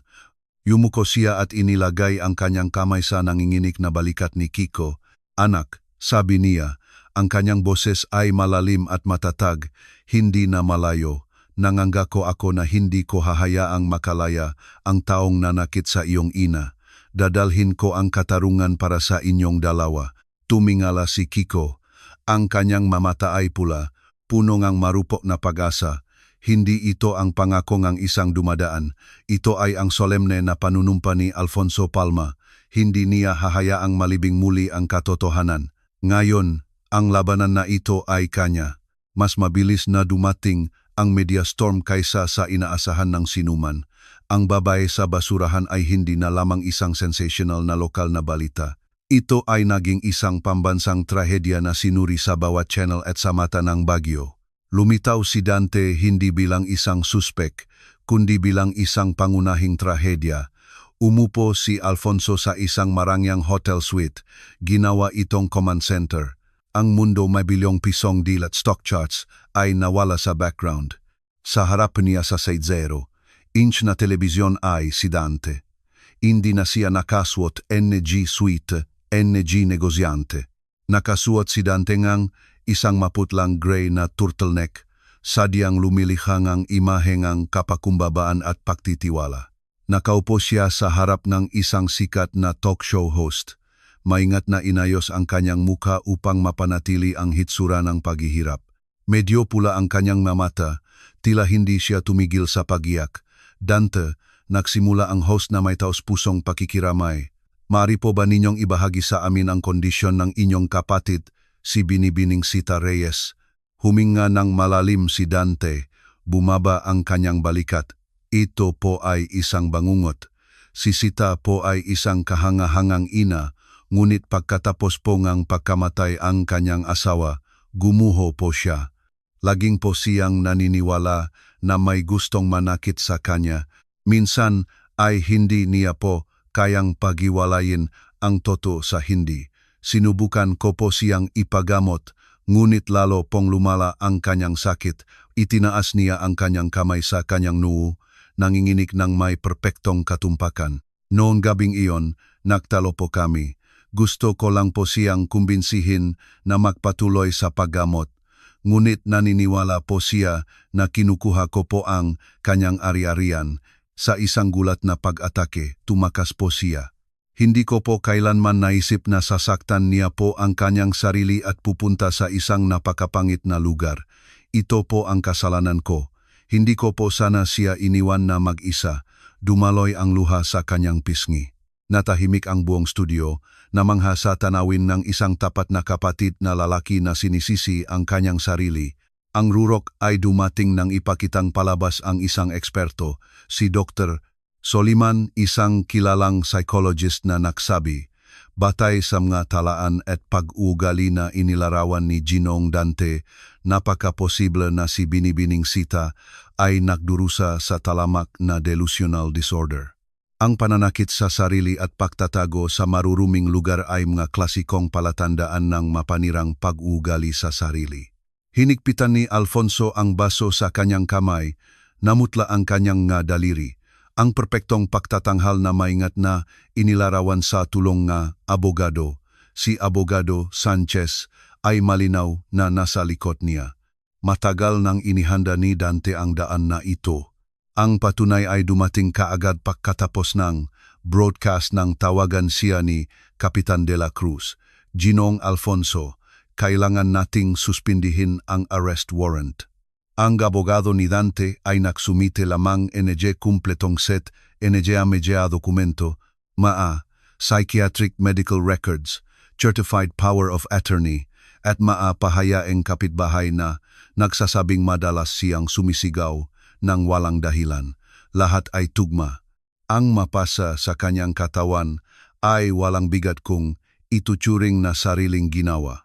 Ang magagawa lang natin ay panatilihin siya sa ilalim ng pagbabantay ng ospital para sa kanyang sariling kaligtasan. Siya ay buhay na patunay, sigaw ni Alfonso, nang walang saksi at ang mga salita ng isang taong tinatakan na hindi matatag sa kaisipan ay hindi mananatili sa korte. Kapitan de la Cruz, nanalo si Dante sa unang round. Si Sita na dating biktima ay ngayon ay inilalarawan bilang isang mapanganib na pasyente sa pag-isip. Kinabukasan, lalong lumalim ang trahedya. Dumating ang mga social worker sa ospital na may psychiatric file sa kamay. Napagdesisyonan nilang hindi maaring manatili si Kiko sa kanyang ina. Sumigaw ang bata, nagpupumiglas sa yakap ng social worker. Tito Alfonso, huwag niyo po silang hayaang kunin ako. Hindi po baliwang nanay ko. Sumigaw si Sita, nilalabanan ang manars at attendants na pumipigil sa kanya. Ang kanyang desperadong sigaw ay umalingaw-ngaw sa pasilyo hanggang sa sumara ng malakas ang malamig na pintong ospital. Ang pag-asa na kumislap lamang kahapon ay malupit na pinatay. Ang opinyon ng publiko ay hanap na pumanih kay Dante. Kawawa naman ang kapatid na lalaki na kailangang alagaan ang kanyang baliw na kapatid na babae. Salamat sa Diyos at mayroong Dante. Kung hindi, magdurusa ang bata. Nahirapan si Alfonso na harapin ang kawalan ng katarungan. Bumalik siya sa kanyang hotel na may mabigat na isip. Mula sa bintana, tiningnan niya ang daloy ng mga sasakyan sa ibaba. Alam niyang naniwala ang buong lungsod sa kasinungalingan. Hindi lang siya makasandal sa pulisya. Mabuti ang intensyon ni Kapitan de la Cruz, ngunit nakatali ang kanyang makamay. Upang sirain ang lambat na hinabi ni Dante, kailangan ni Alfonso ng sarili niyang sandata. Tinawagan niya ang kanyang personal na abogado, Abogado Reyes. Hanapin mo ang butas, suriin muli ang bawat dokumento, bawat lagda, si Dr. Soliman, ang notaryo. Kailangan kong independenteng pagsusuri mula sa isang top-tier psychiatrist. Naintindihan mo ba? Gino, ngunit hindi siya huminto doon. Tinawagan ni Alfonso ang isa pang numero. Si Ginong Jojo, isang dating pulis na naging pribadong investigador na kilala sa kanyang hindi ortodoksong pamamaraan. Dante, gusto kong durugin mo ang kanyang buhay, mga transaksyon, koneksyon, lihim, para ay hindi problema. Tumawa si Ginoong Jojo ng paos. Mukhang interesante, ituring mong tapos na. Nang ibaba ni Alfonso ang telepono, ang kanyang galit ay tumigas sa malamig na determinasyon. Tiningnan niya ang lungsod hindi bilang isang tanawin, kundi bilang isang chessboard. Nagawa ni Dante ang unang galaw. Inakala niyang humaharap lamang siya sa isang marupok na babae. Ngunit hindi niya alam ang katotohanan. Kakagising niya lang sa isang halimaw. Dumating ang gabi sa lungsod na may kasamang patuloy na ambon. Ang mapatak ngang ulan ay kumakatok sa bintana ang suite ni Alfonso, lumilihang ang isang ritmo na parehong malungkot at walang awa. Sa likod ng salamin, ang mailaw ng neon ng lungsod ay natunaw sa mga guhit ng kulay na tumagos sa maliwanag ngunit malayo na ulan. Nakatayo si Alfonso doon na may basong ang mainit na tasaa sa kanyang kamay. Bagaman hindi pa niya nasisipsip ang kahit ano, nakatingin lang siya sa kawalan. Ang kanyang isipan ay lumilipad sa ibang lugar.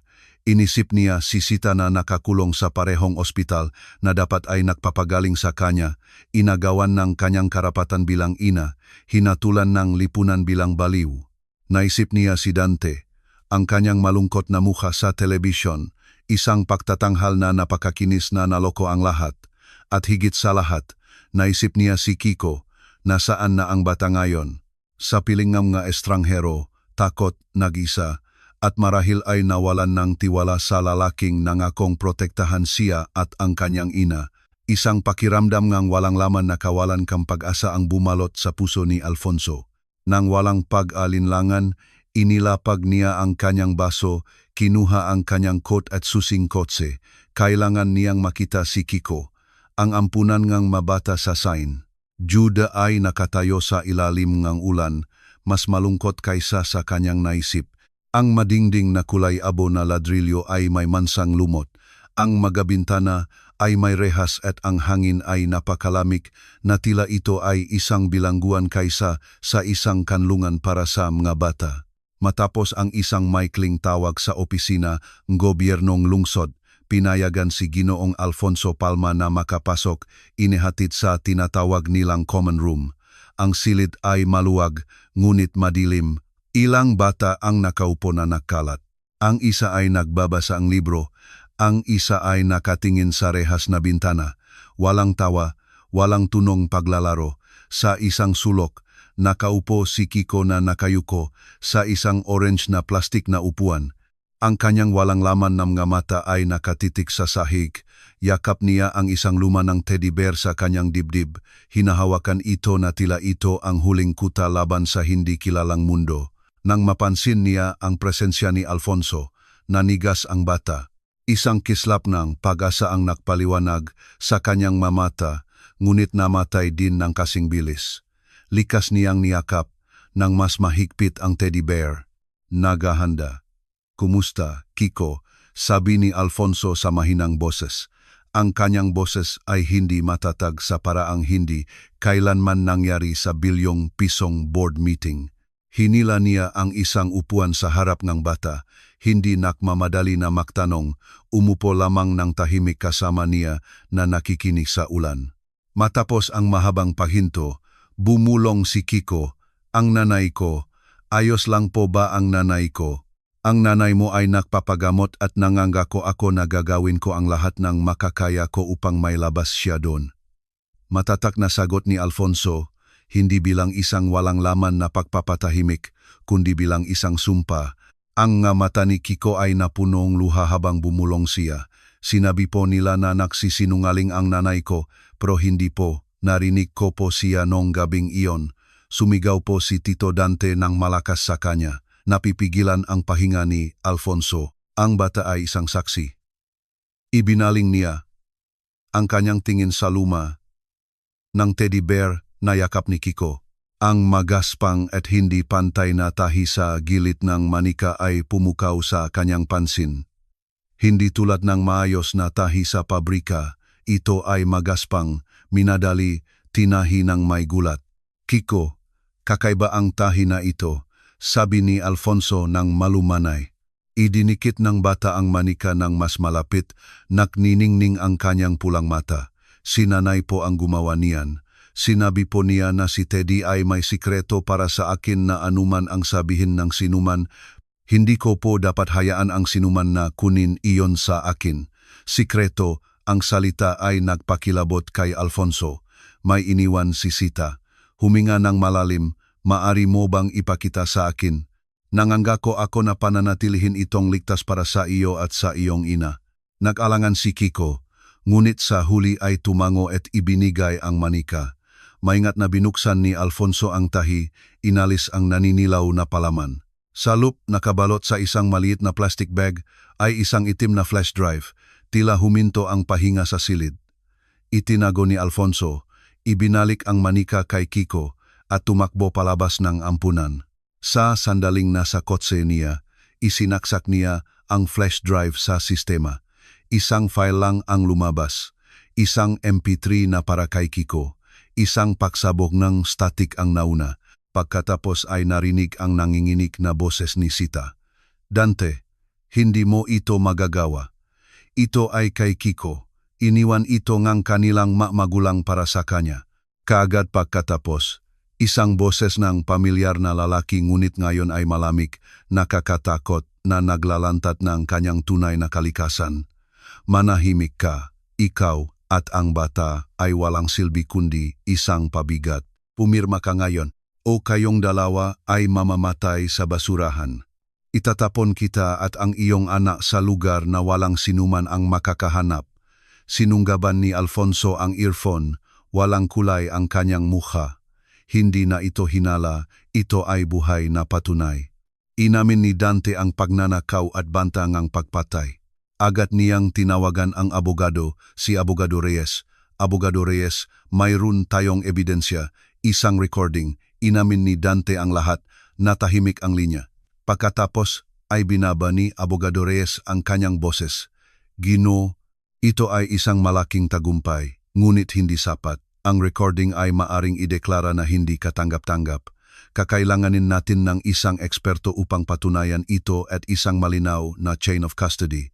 Kung wala iyon, tatanggihan itong korte. Naintindihan ni Alfonso, ang labanan ay malayo pa sa katapusan, ngunit ngayon kahit papaano ay hindi na sila naglalakad sa dilim. Nag-iwan ng sulo si Sita. Tiningnan niya ang madilim na gusali na tumagos sa ulan, kung saan si Kiko ay nakaupo pa rin na yakap ang kanyang teddy bear. Sa kamay ni Alfonso, ang maliit na flash drive ay naging pinakamalakas na sandata sa lahat at nangako siyang gagamitin ang bawat gramo ng kanyang kapangyarihan, at kalooban upang iparinig sa mundo ang katotohanan. Para kay Kiko at para sa matapang na ina na iniwan siya, ang opisina ni Abogado Reyes sa itaas ng salamin na tore ay may mga dingding na ganap na pinahiran ng madilim na teakwood.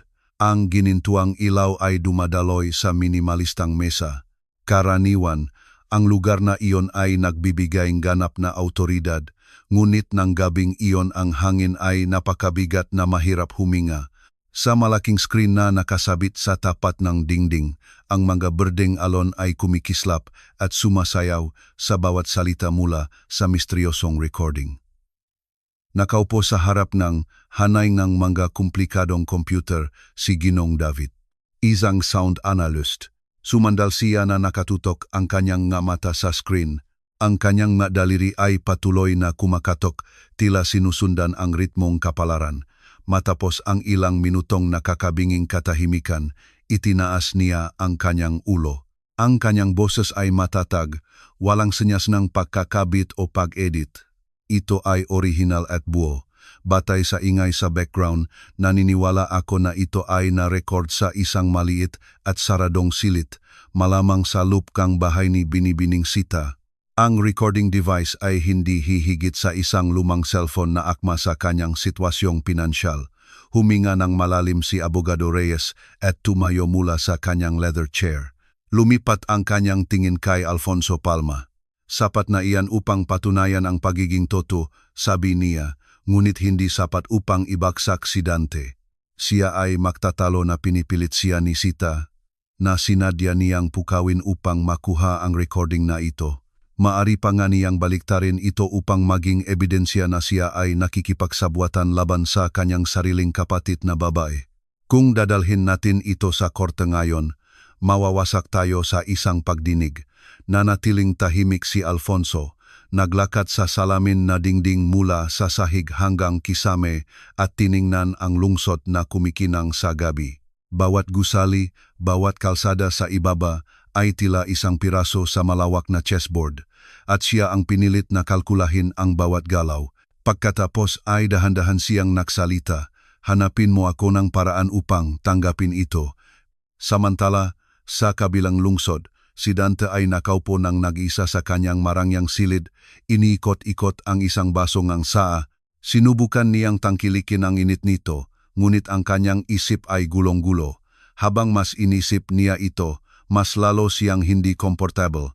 Mayroong isang bagay na hindi tama. Naalala niya ang paghahalungkat sa bahay matapos mawala si Sita. At ang pinaka-nakakagambala na detalye ay ang luma ng teddy bear ni Kiko. Hindi niya kailanman nakita ang cellphone ni Sita. Ang kanyang sentido kumon ay sumigaw ng isang kakilakilabot na posibilidad. Nagtago ba si Sita ang isang bagay sa loop ng laruan at ngayon ay nasa kamay ng bata? Nahulog ang baso ng saa mula sa kanyang kamay. Kumalat ang brown na likido sa carpet. Tumayo si Dante, may masamang kislap sa kanyang nga mata. Kailangan kong makuha ang manika bago pahuli ang lahat. Nang gabing iyon, sa silid-tulugan ng ampunan ng St. Jude, si Kiko ay gumulong-gulong sa kama, ang pawis ay nagpapabasa sa kanyang unan. Sa kanyang panaginip, nakikita pa rin niya ang kanyang ina na hinihila. Ang kanyang pinigilan na sigaw ay nalunod sa dilim. Nagising siya ng napaiktad at niyakap ang luma ng teddy bear. Nang dumampi ang kanyang kamay sa luma at punit-punit na balahibo, naramdaman niya ang kaunting bakas ng kapayapaan. Ngunit pagkatapos ay bumukas ang pinto ngang silit nang may ungol at isang anino ang sumilip sa loob. Ang mayapa ay kasing tahimik ng isang pusa. Isang lalaki na may itim na hood ang direktang lumakat sa kama ni Kiko. Ang magaspang na kamay ay tumakip sa bibig ng bata. Napaitat ang katawan ni Kiko, napadilat ang kanyang mga mata, mabilis na tumibok ang kanyang puso. Tumahimik ka, bata, bulong lalaki. Ang kanyang boses ay bumabasag sa mga tainga ni Kiko tulad ng isang kutsilyo. Nasaan ang teddy bear? Ibigay mo sa akin. Kung sumigaw ka, hindi na makakalabas ang nanay mo sa ospital. Naintindihan mo ba? Nanginginig si Kiko. Dumaloy ang luha habang paulit-ulit siyang tumango. Sa kaibuturan ng kanyang puso, alam niya na ang luma ng manika ay nasa ilalim ng kama kung saan niya ito itinago. Sa sandaling yumuko ang lalaki, mabilis na umalingaw-ngaw ang mga yapak sa pasilyo. Malakas na bumukas ang pinto. Isang matangkad na figura ang humaharang sa daan. Ang kanyang matipunong braso ay may hawak na batuta. Ano sa tingin mo ang ginagawa mo dito? Nagsalita ang intruder at pagkatapos ay tumalon palabas ng bintana, nawala sa gabing basa ng ulan.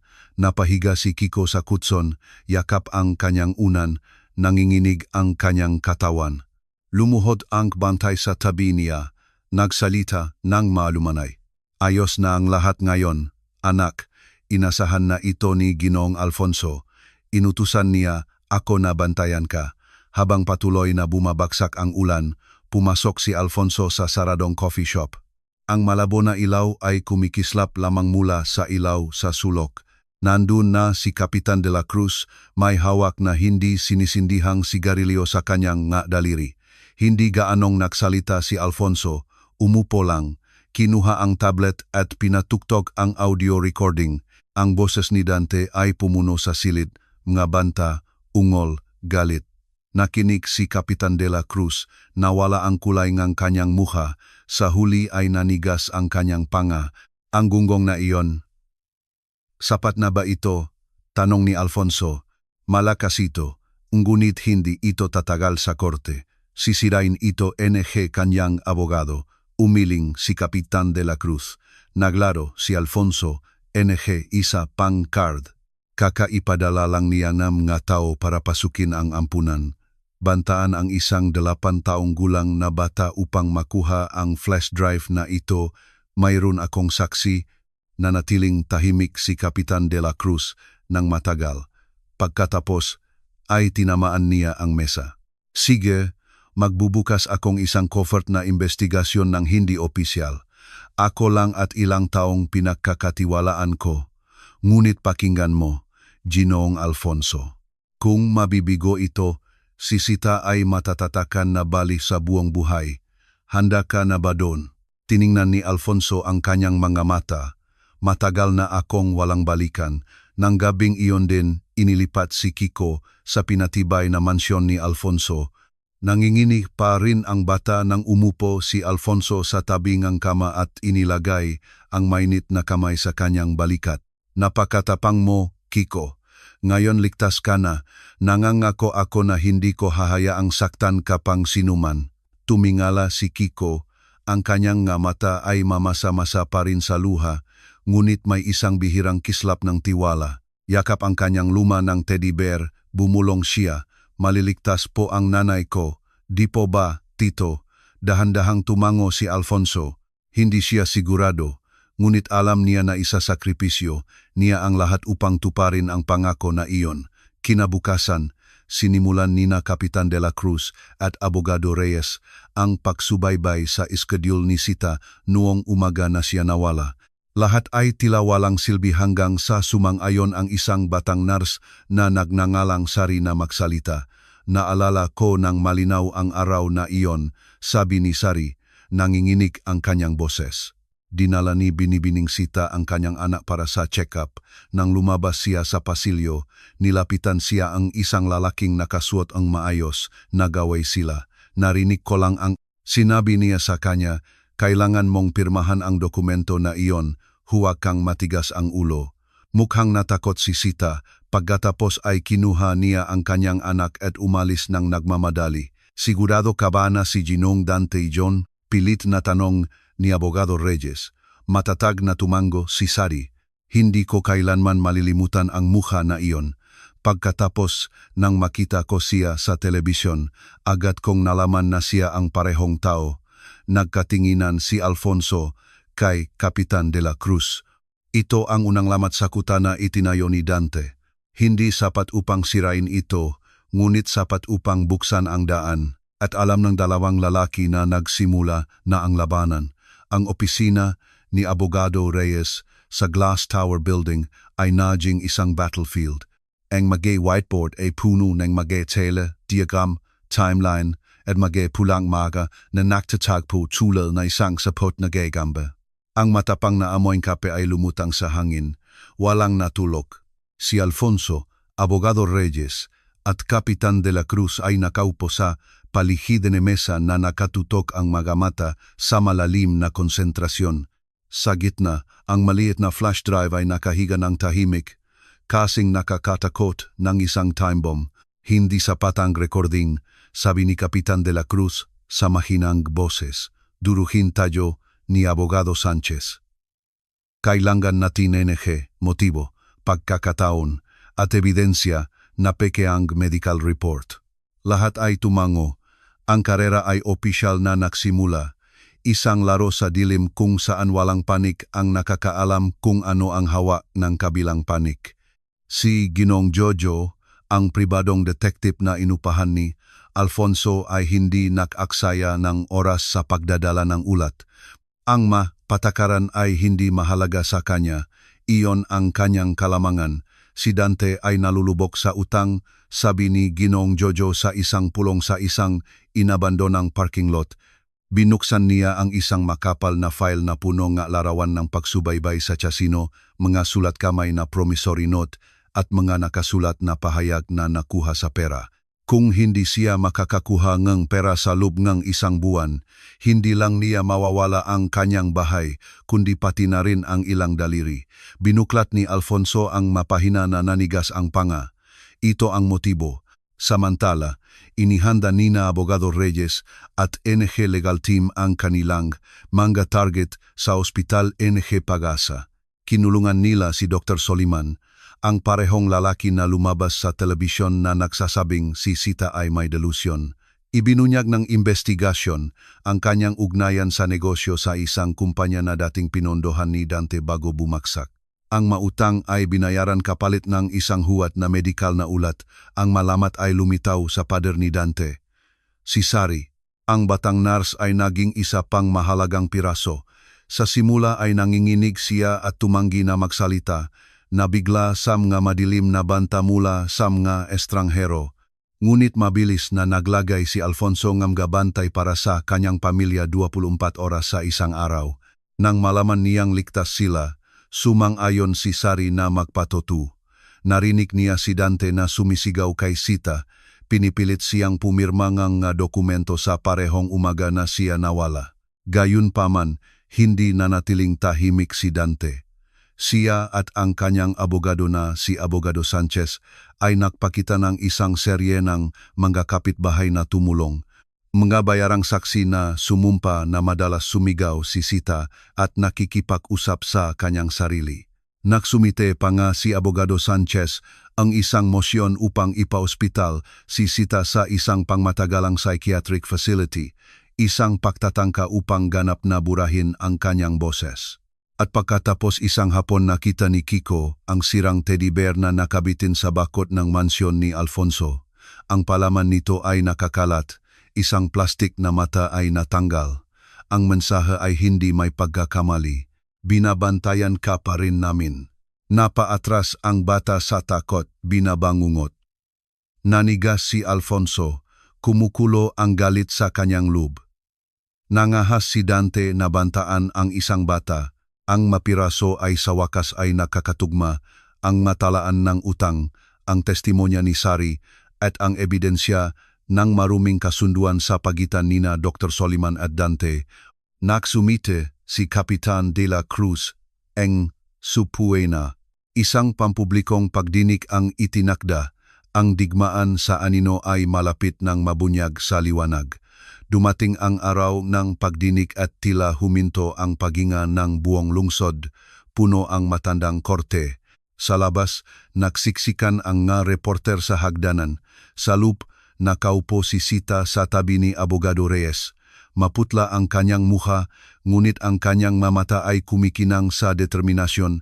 Sa tabi niya ay si Alfonso, tahimik, hindi natitinag tulad ng isang bato na naghahanda sa pagdaksa ng maalon. Sa kabilang dulo ng pasilyo, pumasok si Dante kasama ang kanyang abogado, si Abogado Sanchez. Suot niya ang pamilyar na maskara ng isang tapat na kapatid at nagawa pa nga niyang ngumiti sa mga tingin ng pakikiramay mula sa ilang kakilala. Binuksan ang proseso sa paglalahat ni Abogado Sanchez. Nagsalita siya ng may dramatikong lakas, nagpapakita ng mga psychiatric medical records, certified power of attorney, at mga pahayag mula sa mga binayaran na kapitbahay at diumano'y mga eksperto. Mahal na hukom. Pagtatapos niya, ito po ay hindi isang krimen, kundi isang trahedya. Sinusubukan lang po ang aking kliyente na iligtas ang kanyang kapatid mula sa kanyang sariling maguni-guni. Nagkalat ang bulungan sa courtroom. Nagduda ang ilang mata. Yumuko si Sita, nanginginig ang kanyang balikat. Pagkatapos ay tumayo si Abogado Reyes. Kalmado, mapag-isip, matatag ang kanyang boses. Oh, nagdusa si Sita pagkatapos ng pagkamatay ng kanyang asawa, ngunit ang pagdadalamhati ay hindi nangangahulugang baliw. Mayroon kaming saksi, si Nurse Sari. Umakyat si Sari sa witness stand, nanginginig ang kanyang boses ngunit malinaw. Inilarawan niya ang gabi ng pilitin ni Dante si Sita na pumirma nga dokumento sa ospital. Tumalon si Abogado Sanchez, nangungutya na mali ang kanyang narinig, na ginawa niya lang, ngunit ang binhingang pagdududa ay nakatanim na sa isipan ng mahurado. Ipinagpatuloy ni Abogado Reyes. Itinaas niya ang selyadong bag ng ebidensya na naglalaman ng flash drive na natagpuan sa loop ng teddy bear ni Kiko. Naglalaman ito ng recording ng gabing pinag-usapan. Nanigas ang silit. Nawala ang kulay ng mukha ni Dante. Nangingini ang kanyang kamay sa mesa. Objection. Sigaw ni Abogado Sanchez. Ngunit ang sagot ni Abogado Reyes ay malamig tulad NG Yelo. Mayroong kaming ulat na eksperto na nagpapatunay na buo ang file. Humihingi kami nagarang pagplay. Tumango ang hukom. Umingay ang loudspeaker. Narinig ang boses ni Sita na desperadong nagmamakaawa. Pagkatapos ay ang boses ni Dante, malamig, masama, na malaya mula sa lahat na huwad na lambing. Pirmahan mo o ikaw at ang iyong anak ay mabubulok sa basurahan. Ang banta ay humati sa silid tulad ng isang kutsilyo. Narinig ang makapahinga. Umatras ang mga manonod. Nakatinginan ang mga miyembro ng hurado ng may pandidiri. Nakaupo si Dante na puti tulad ng isang multo. Tumutulo ang pawis sa kanyang nu. Peke ito, ako ay binibiro. Nautal siya. Ngunit walang naniwala sa kanya. Ngayon ay lumapit si Kapitan de la Cruz upang ibigay ang huling suntok. Ipinakita niya ang file ng investigasyon ni Ginoong Jojo, mautang sa pagsusugal, Maloan Shark, isang nakakagulat na halaga na nais na itago ni Dante. Malinaw ang kanyang motibo, sabi ni Kapitan de la Cruz, balak niyang kunin ang bawat piso ng manang kanyang kapatid. Nabagsak sa bigat ng ebidensya, si Dante ay bumaksak sa kanyang upuan, hawak ang kanyang ulo. Ngunit ang mga salitang tunay na nakpabagsak sa kanya ay hindi nakmula sa mga abogado o tagausik. Nakmula ang mga ito sa isang bata. Si Kiko na tahimik na nakaupo mula sa simula ay biglang tumayo. Nanginginig ang bata, ang kanyang mga mata ay mamasa-masa sa luha ngunit ang kanyang boses ay malakas na umalingaw-ngaw. Kinulong mo po ang nanay ko sa basurahan. Noong gabing iyon, naktago po ako sa ilalim ng kama. Nakita ko po ang lahat. Sinaktan mo po siya, hinila mo po siya, natahimik ang buong silid. Pagkatapos ay umiyak si Kiko ng malakas. Masama ka po. Sinira mo po ang teddy bear ko, malupit ka po. Ang bata na sigaw na iyon ay may mas malaking bigat kaysa sa anumang legal na ebidensya. Ito ay tumagos ng direkta sa kamalayan ng lahat ng naroron. sumabog ang karamihan sa pagmumura kay Dante. Paulit-ulit na hinampas ng hukom ang Gaffel, ngunit imposible na ibalik ang kaayusan. Nagpupumiglas si Dante na sumigaw ng inosente, ngunit ang kanyang mga salita ay wala ng halaga. Dinala siyang pulisya sa ilalim ng mapanghamak na tingin ng lahat. Sa gitnang kaguluhan, binuhat ni Alfonso si Kiko sa kanyang yakap. Mahigpit na niyakap ang bata sa kanyang dibdib. Tumakbo si Sita at nahulog sa kanyang yakap. Sa unang pagkakataon, pagkatapos ngang maraming araw ngang takot, ang kanilang maluha ay luha ngang kalayaan. Ang tatlo, isang matatag na ina, isang matapang na bata, at isang lalaki na minarkahan ng pagsisisi ay makasama sa matang bagyo. Ngunit sa pagkakataong ito, nanalo sila. Ngunit ang tagumpay sa korte ay simula pa lamang ng mahabang paglalakbay patungo sa pagaling. Nang gabing iyon pagkatapos ng pagdinig, umupo si Alfonso nang nag-isa sa beranda ng kanyang malaking bahay, nakatingin sa kalangitan ng gabi na puno ngang bituin. Ang hangin ng gabi ay nagdala ng amoy ng melati mula sa hardin na nagpapaalala sa kanya ngang gatahimik na gabi na matagal na niyang hindi naramdaman. Sa kanyang isipan, ang maaninong nakaraan ay naglalaro tulad ng isang lumang pelikula. Nakita niya ang kanyang sarili bilang isang maliit na bata, nakatayo sa plasang bayan ilang dekada na ang nakalipas, sumisigang tulong, ngunit walang nakarinig. Naalala niya kung ano ang pakiramdam ngang balewalain, kung ano ang pakiramdam kapag tumalikod ang buong mundo, at ngayon ay binigyan siyang pagkakataon na maging ang taong hindi niya kailanman naging noong bata pa siya. Isang taong gustong makinig, isang taong gustong maniwala. Gumalaw ang salamin na pinto at lumapit ang maliliit na yapak sa kanya. Nakatayo si Kiko doon na may suot na pajama na may disenyo en eroplano. Ang luma ng teddy bear na tinahimuli ay yakap sa kanyang dibdib. Tito, hindi ka po makatulog? Tanong ng bata sa inaantok na boses. Malumanay na ngumiti si Alfonso, tinapik ang lugar sa tabi niya. Halika dito, anak. Umupo si Kiko sa tabi niya. Ang kanyang maliit na katawan ay nakasandal kay Alfonso nang may inosenteng tiwala. Umupo sila ng tahimik ng ilang sandali. Nakikinig sa tunog nga kuliglik at pagaspas ng madahon. Tito, sa wakas ay nagsalita si Kiko. Ang kanyang boses ay halos bulong. Bakit po kayo bumalik noong araw na iyon? Bakit po kayo naniwala sa akin, samantalang walang ibang naniwala? Humihinga ng malalim si Alfonso. Ang tanong na iyon ay tumusok ng direkta sa kanyang puso. Tiningnan niya ang mga bituin, naghahanap ng tamang salita. Dahil nun, matagal na, may isang maliit na bata na sumigaw din ng tulong.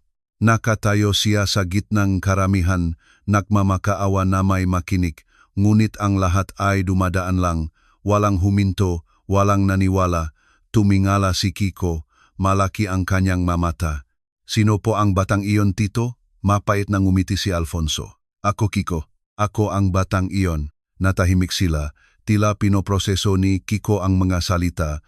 Kumunot ang kanyang noo sa malalim na pag-isip para sa isang bata sa kanyang edad. Pagkatapos ay hinawakan niya ang kamay ni Alfonso gamit ang kanyang maliliit na daliri. Ngunit ngayon po, hindi na kayo nag-isa. Mayroon na po kayong ako at si nanay. Ang masimpleng salita na iyon na sinabi ng may inosente en isang bata ay nagdala en init na hindi kailanman naisip ni Alfonso na muli niyang mararamdaman. Kumislap ang kanyang mata, ngunit hindi niya pinayagang bumaksak ang luha. Tumango lang siya at malumanay na ginulo ang buhok ni Kiko. Tama, anak. Ngayon ay mayroon na tayo sa isa't isa.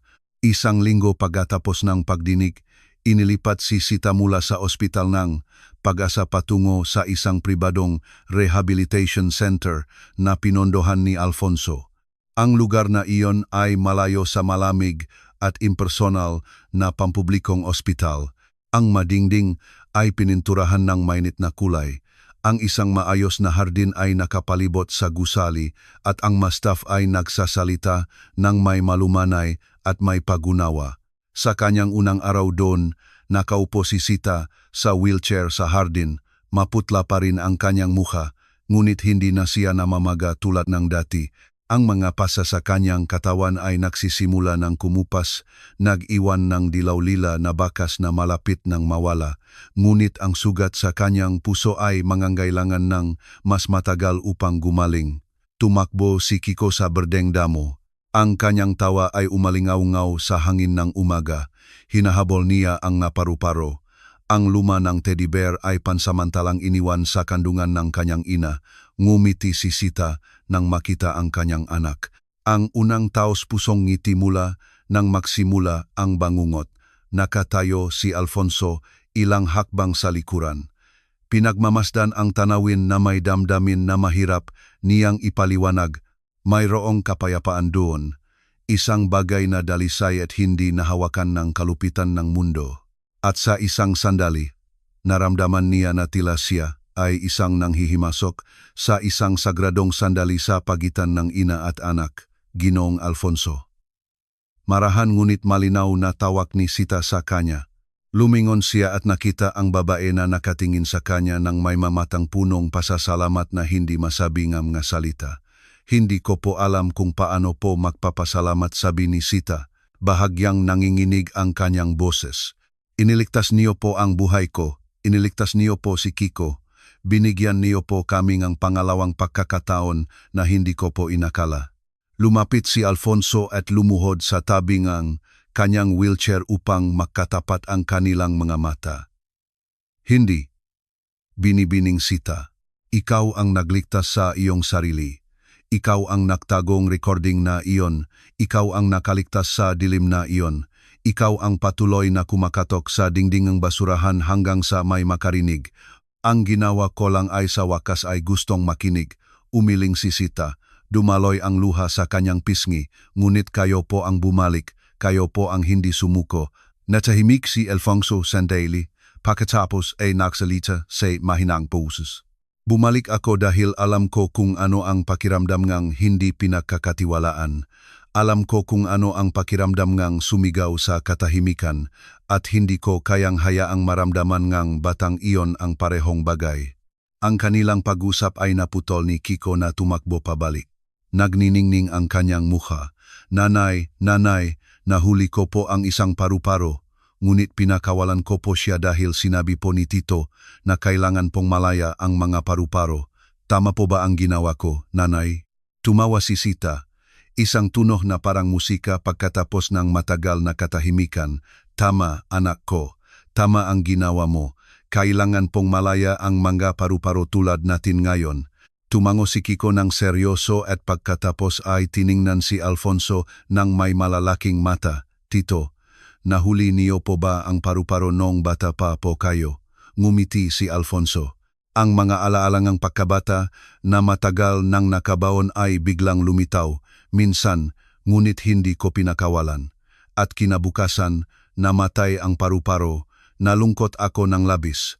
Mula noon, natutunan ko na ang ilang bagay ay hindi natin maaring hawakan. Maari lang natin silang hangaan at hayaan silang umalis.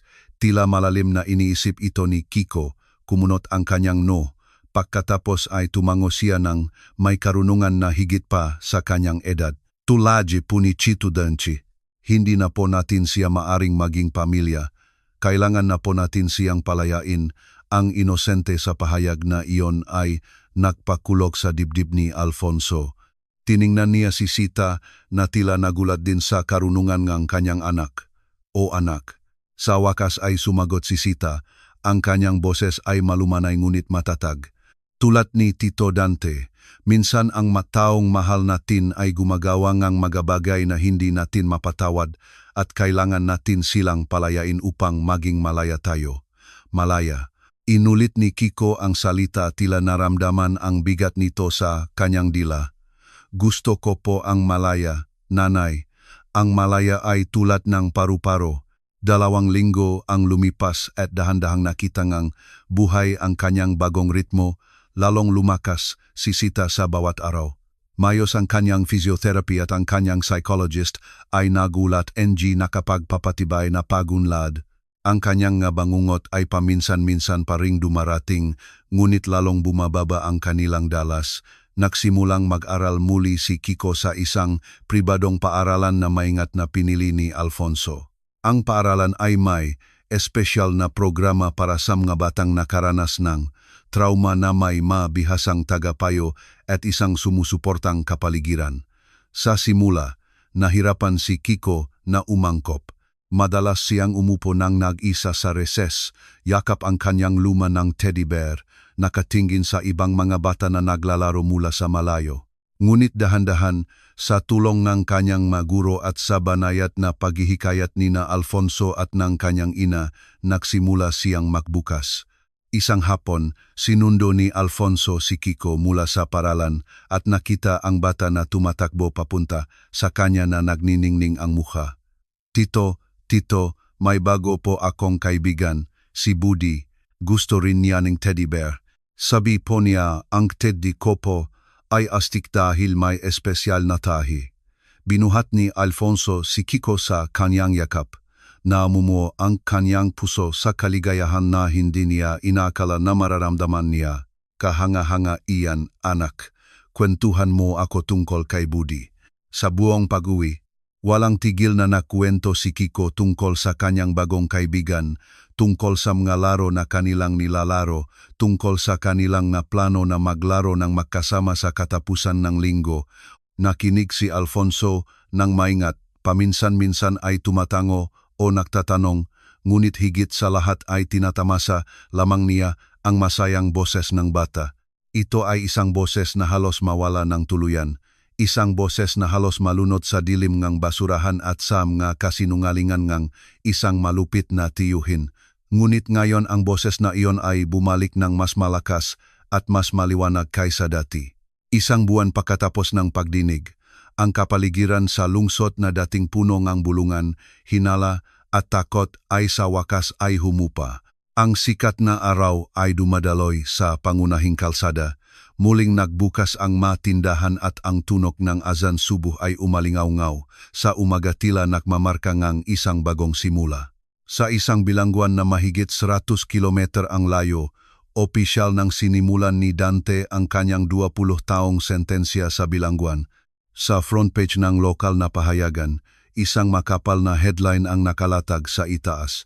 Kapatid na manloloko, katotohanan ibinunyag. Ang larawan ng lalaking nakaposas na nakayuko ang ulo ay nagtapos sa lahat ng debate. Ang madating nagtanggol sa kanya ay ngayon ay tahimik. Wala nang nangahas na magsalita tungkol sa diumano'y tapat na kapatid na lalaki. Si Sita ay sa wakas ay nilinisan ang kanyang pangalan. Nagdaos ang gobyerno ng lungsod ng isang formal na press conference upang mag-issue ng pampublikong pahingi ng tawad dahil sa pagmamadali na lagyan ng label na baliw ang kanyang kapalaran. Isang liham na pagpapanumbalik na reputasyon ang direktang ibinigay sa kanya. Habang walang tigil na kumikislap ang ma-flash na ang kamera, ilang salita lamang ang binikas ni Sita. Hindi ko po kailangan ng kaluwalhatian. Gusto ko lang po na maniwala ang bawat bata kapag nagsasalita sila. Natahimik ang silid, pagkatapos ay sumabog ang mahaba at patuloy na palakpakan.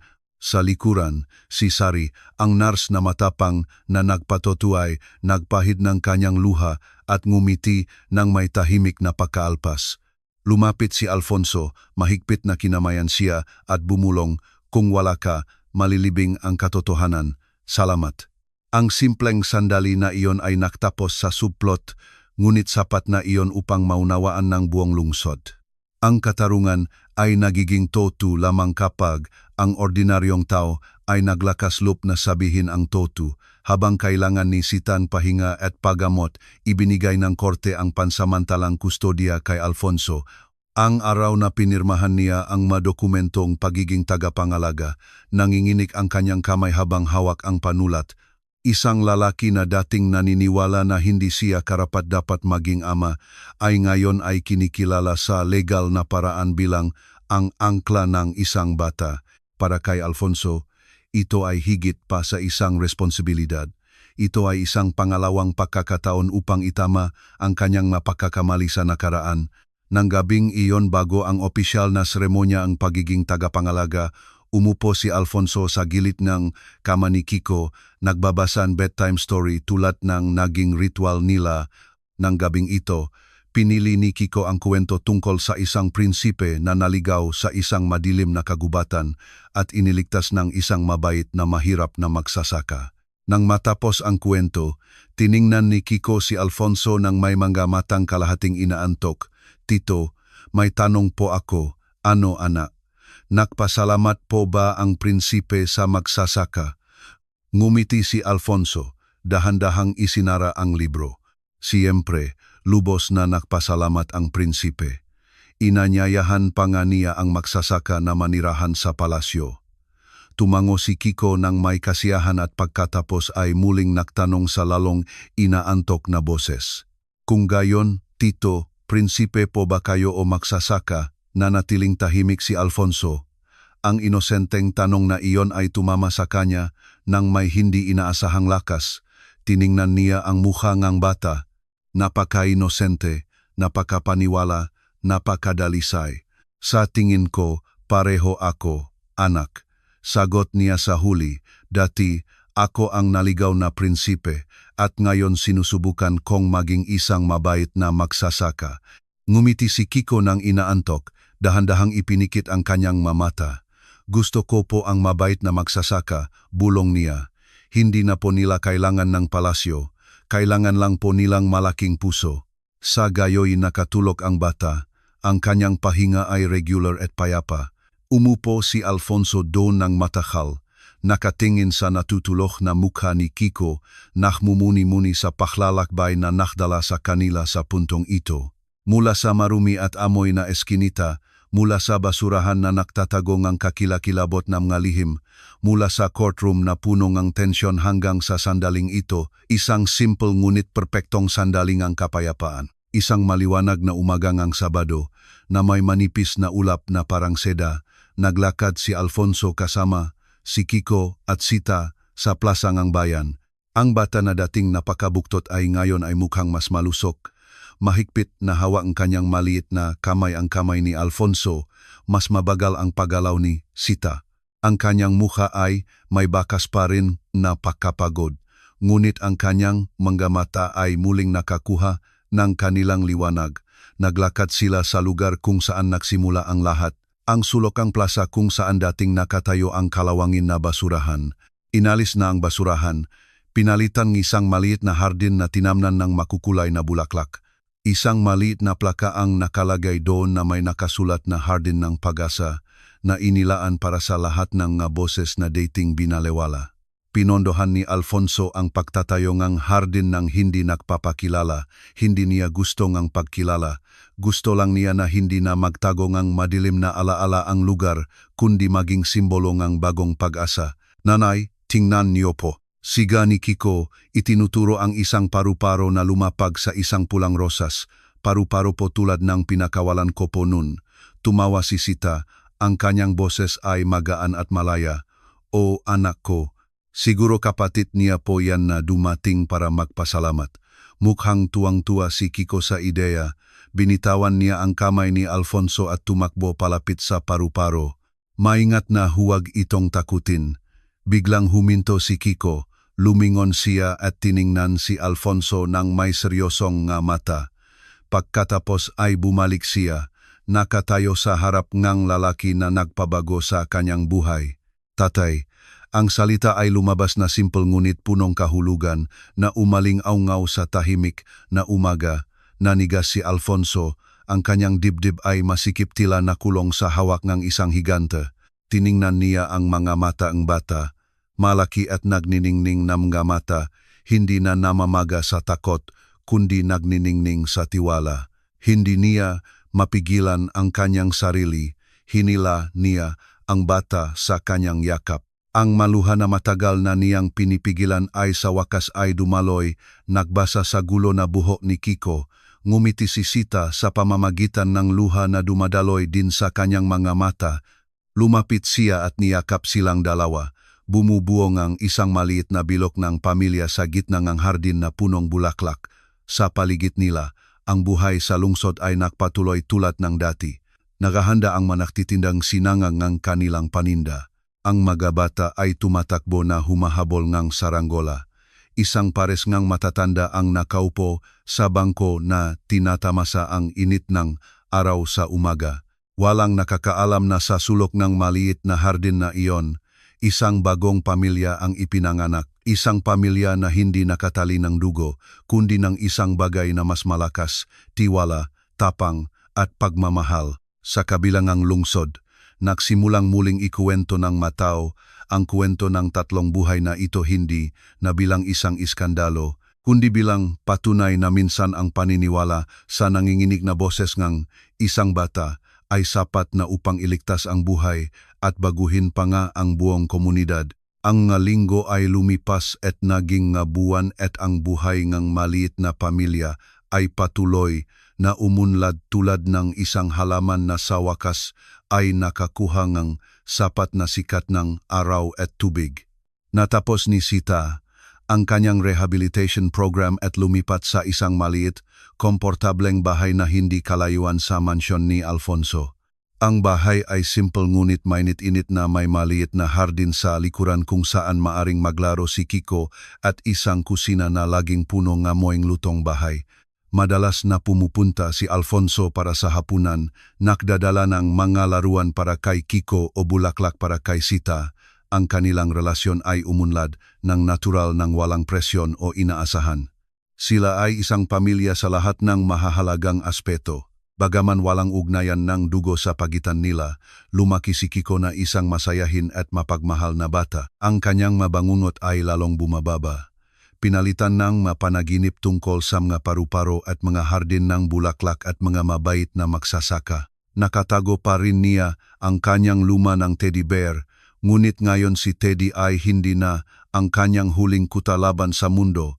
Si Teddy ay isa na lamang lumang kaibigan na naktatago ng magaganda at mapait na alaala. Isang gabi, 6 na buwan pagkatapos ang pagdinig, umupo si Alfonso sa balkonahe ng bahay ni Sita na tinatamasa ang mainit na tsaa at ang tanawin ng mabituin. Natulog na si Kiko at nakaupo si Sita sa tabi niya. Ang manipis na kumot ay nakabalot sa kanyang balikat. Ginoong Alfonso. Nagsimula si Sita. Ang kanyang boses ay malumanay sa katahimikan ng gabi. Akala ko po tapos na ang buhay ko noong gabing iyon. Nang isara po ni Dante ang basurahan, akala ko po iyon na ang katapusan ng lahat. Hindi sumagot si Alfonso na kinilang ng maingat.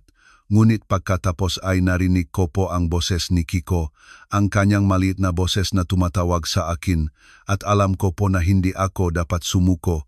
Kailangan ko pong mabuhay para sa kanya, para sa anak ko. Dumaloy ang luha sa pisngi ni Sita, ngunit ngumiti siya. At pagkatapos po ay dumating kayo. Naniwala po kayo kay Kiko nang walang ibang naniwala, binigyan po ninyo kami ng pangalawang pagkakataon. Ibinaba ni Alfonso ang kanyang tasaang tsaa at tiningnan si Sita ng may mga matang punong damdamin na mahirap niyang ipahayag. Binibining Sita, hindi ko po ito sinabi sa inyo dati. Ngunit ang dahilan kung bakit ako bumalik nung araw na iyon, ang dahilan kung bakit sa wakas ay naniwala ako kay Kiko ay dahil nakita ko po ang aking sarili sa kanyang mga mata. Ikinuwento niya ang kanyang kuwento tungkol sa isang 8 taong gulang na batang lalaki na nakatayo sa gitna ng karamihan, sumisigaw tungkol sa isang kakilakilabot na katotohanan ngunit binalewala ng lahat, tungkol sa hindi masabi na sakit kapag walang naniwala, tungkol sa kung paano ang karanasang iyon ay humubog sa kanya bilang isang malamig at malayo na lalaki na nagtayo ng pader sa paligid ng kanyang puso upang protektahan ang sarili mula sa parehong sakit. Ngunit pagkatapos ay nakita ko po si Kiko, ipinagpatuloy ni Alfonso, nanginginig ang kanyang boses. Nakita ko po ang kanyang mata na puno ng parehong takot at pag-asa. At alam ko po na hindi ko po siya maaring hayaang maramdaman ang naramdaman ko. Hindi po ako maaring maging ang taong dumadaan lang.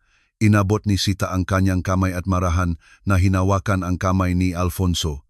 Hindi po kayo ang taong dumadaan lang, Ginoong Alfonso. Kayo po ang taong bumalik at iyon ang nagpabago sa lahat. Matagal silang umupo ng tahimik. Ang kanilang mga kamay ay magkahawak. nakatingin sa mga bituin na kumikinang sa kalangitan ng gabi. Mayroong kapayapaan sa sandaling iyon, kapayapaan na nakmula sa pagtanggap, mula sa pagpapatawad, mula sa pag-asa.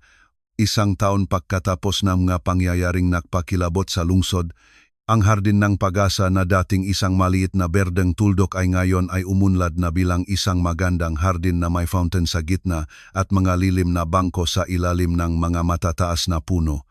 Nang araw na iyon, opisyal na inilunsad ang bagong pundasyon.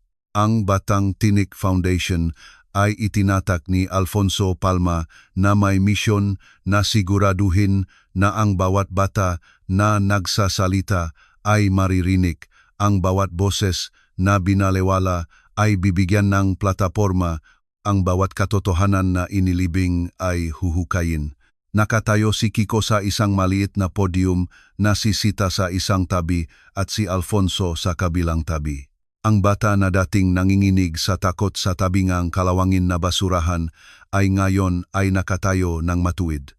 Ang kanyang mata ay nagniningning sa bagong natuklasang tiwala. Kumusta po kayong lahat? Nagsimula si Kiko. Ang kanyang boses ay malinaw at matatag. Ang pangalan ko po ay Kiko. Isang taon na po ang nakakaraan. Nakatayo po ako sa hindi kalayuan dito. Sumisigaw na nasa panganib po ang nanay ko. Walang naniwala sa akin. Sinabi po nila na nag-ilusyon lang po ako. Sinabi po nila na gusto ko lang pong atensyon. Natahimik ang karamihan. Namangha sa pagiging simple at katapatan ng bata. Ngunit pagkatapos po ay may isang taong naniwala. Ang tatay ko. Tiningnan niya si Alfonso nang may pagmamahal na hindi may tago. Hindi po siya ang biological na tatay ko, ngunit higit pa po siya run. Siya po ang taong nakini nang walang gustong makini. Siya po ang taong bumalik nang umalis ang lahat. Naramdaman ni Alfonso na kumislap ang kanyang mata. Ngunit nanatili siyang tuwid, ipinagmamalaki. Ang bata na dumaan sa napakarami at lumabas na nagwagi. Kaya ngayong araw po, ipinagpatuloy ni Kiko, gusto ko pong sabihin sa lahat ng mga bata na maaring dumaranas ng parehong bagay na naranasan ko, huwag po kayong sumuko. Magpatuloy po kayong magsalita, magpatuloy po kayong sumiga. Dahil balang araw may makikinig, may maniniwala, at babaguhin pong araw na iyon ang lahat. Sumabog ang palakpakan mula sa karamihan, umiyak si Sita sa kaligayahan. Binuhat ni Alfonso si Kiko sa kanyang yakap, mahigpit na niyakap ang bata. Sa malayo, nakatayo si Kapitan de la Cruz sa kanyang opisyal na uniforme, tumango ng may paggalang. Ngumiti si Abogado Reyes mula sa harap na bangko. Si Sari, ang nurse na nagpatuto ay pinunasan ang kanyang luha, maging si Ginong Jojo, ang matigas na detective ay tila na antik. Sila lahat ay bahagi ng kwentong ito. Lahat sila ay nag-ambag sa katotohanan na sa wakas ay nabunyag. At ngayon lahat sila ay nakasaksi sa bungangang kanilang paglaban. Isang bata na nakaligtas, isang ina na naibalik ang dignidad, at isang lalaki na natuklasan muli ang kanyang puso. Ang bagong bukang liwewe ay dumapo sa lungsod, malumanay ngunit hindi matitinag.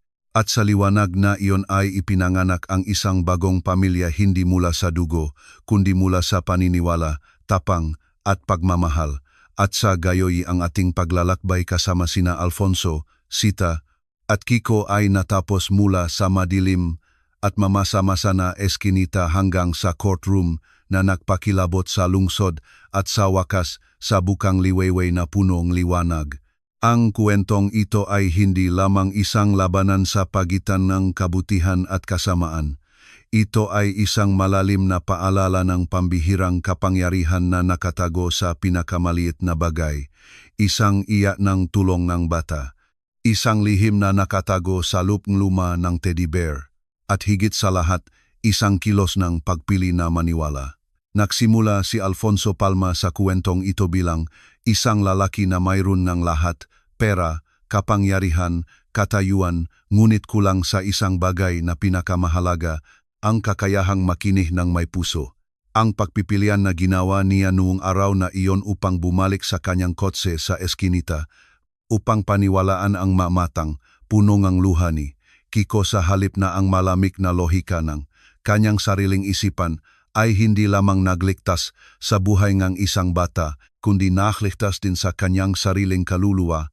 Natuklasan niya na ang pinakadakilang kayamanan na maaring taglayin na isang tao ay hindi nakasalalay sa kung ano ang mayroon tayo, kundi sa kung ano ang ating pinanggagahasan na ibigay. Isang maliit na oras, isang maliit na tiwala, isang yakap na nagpoprotekta.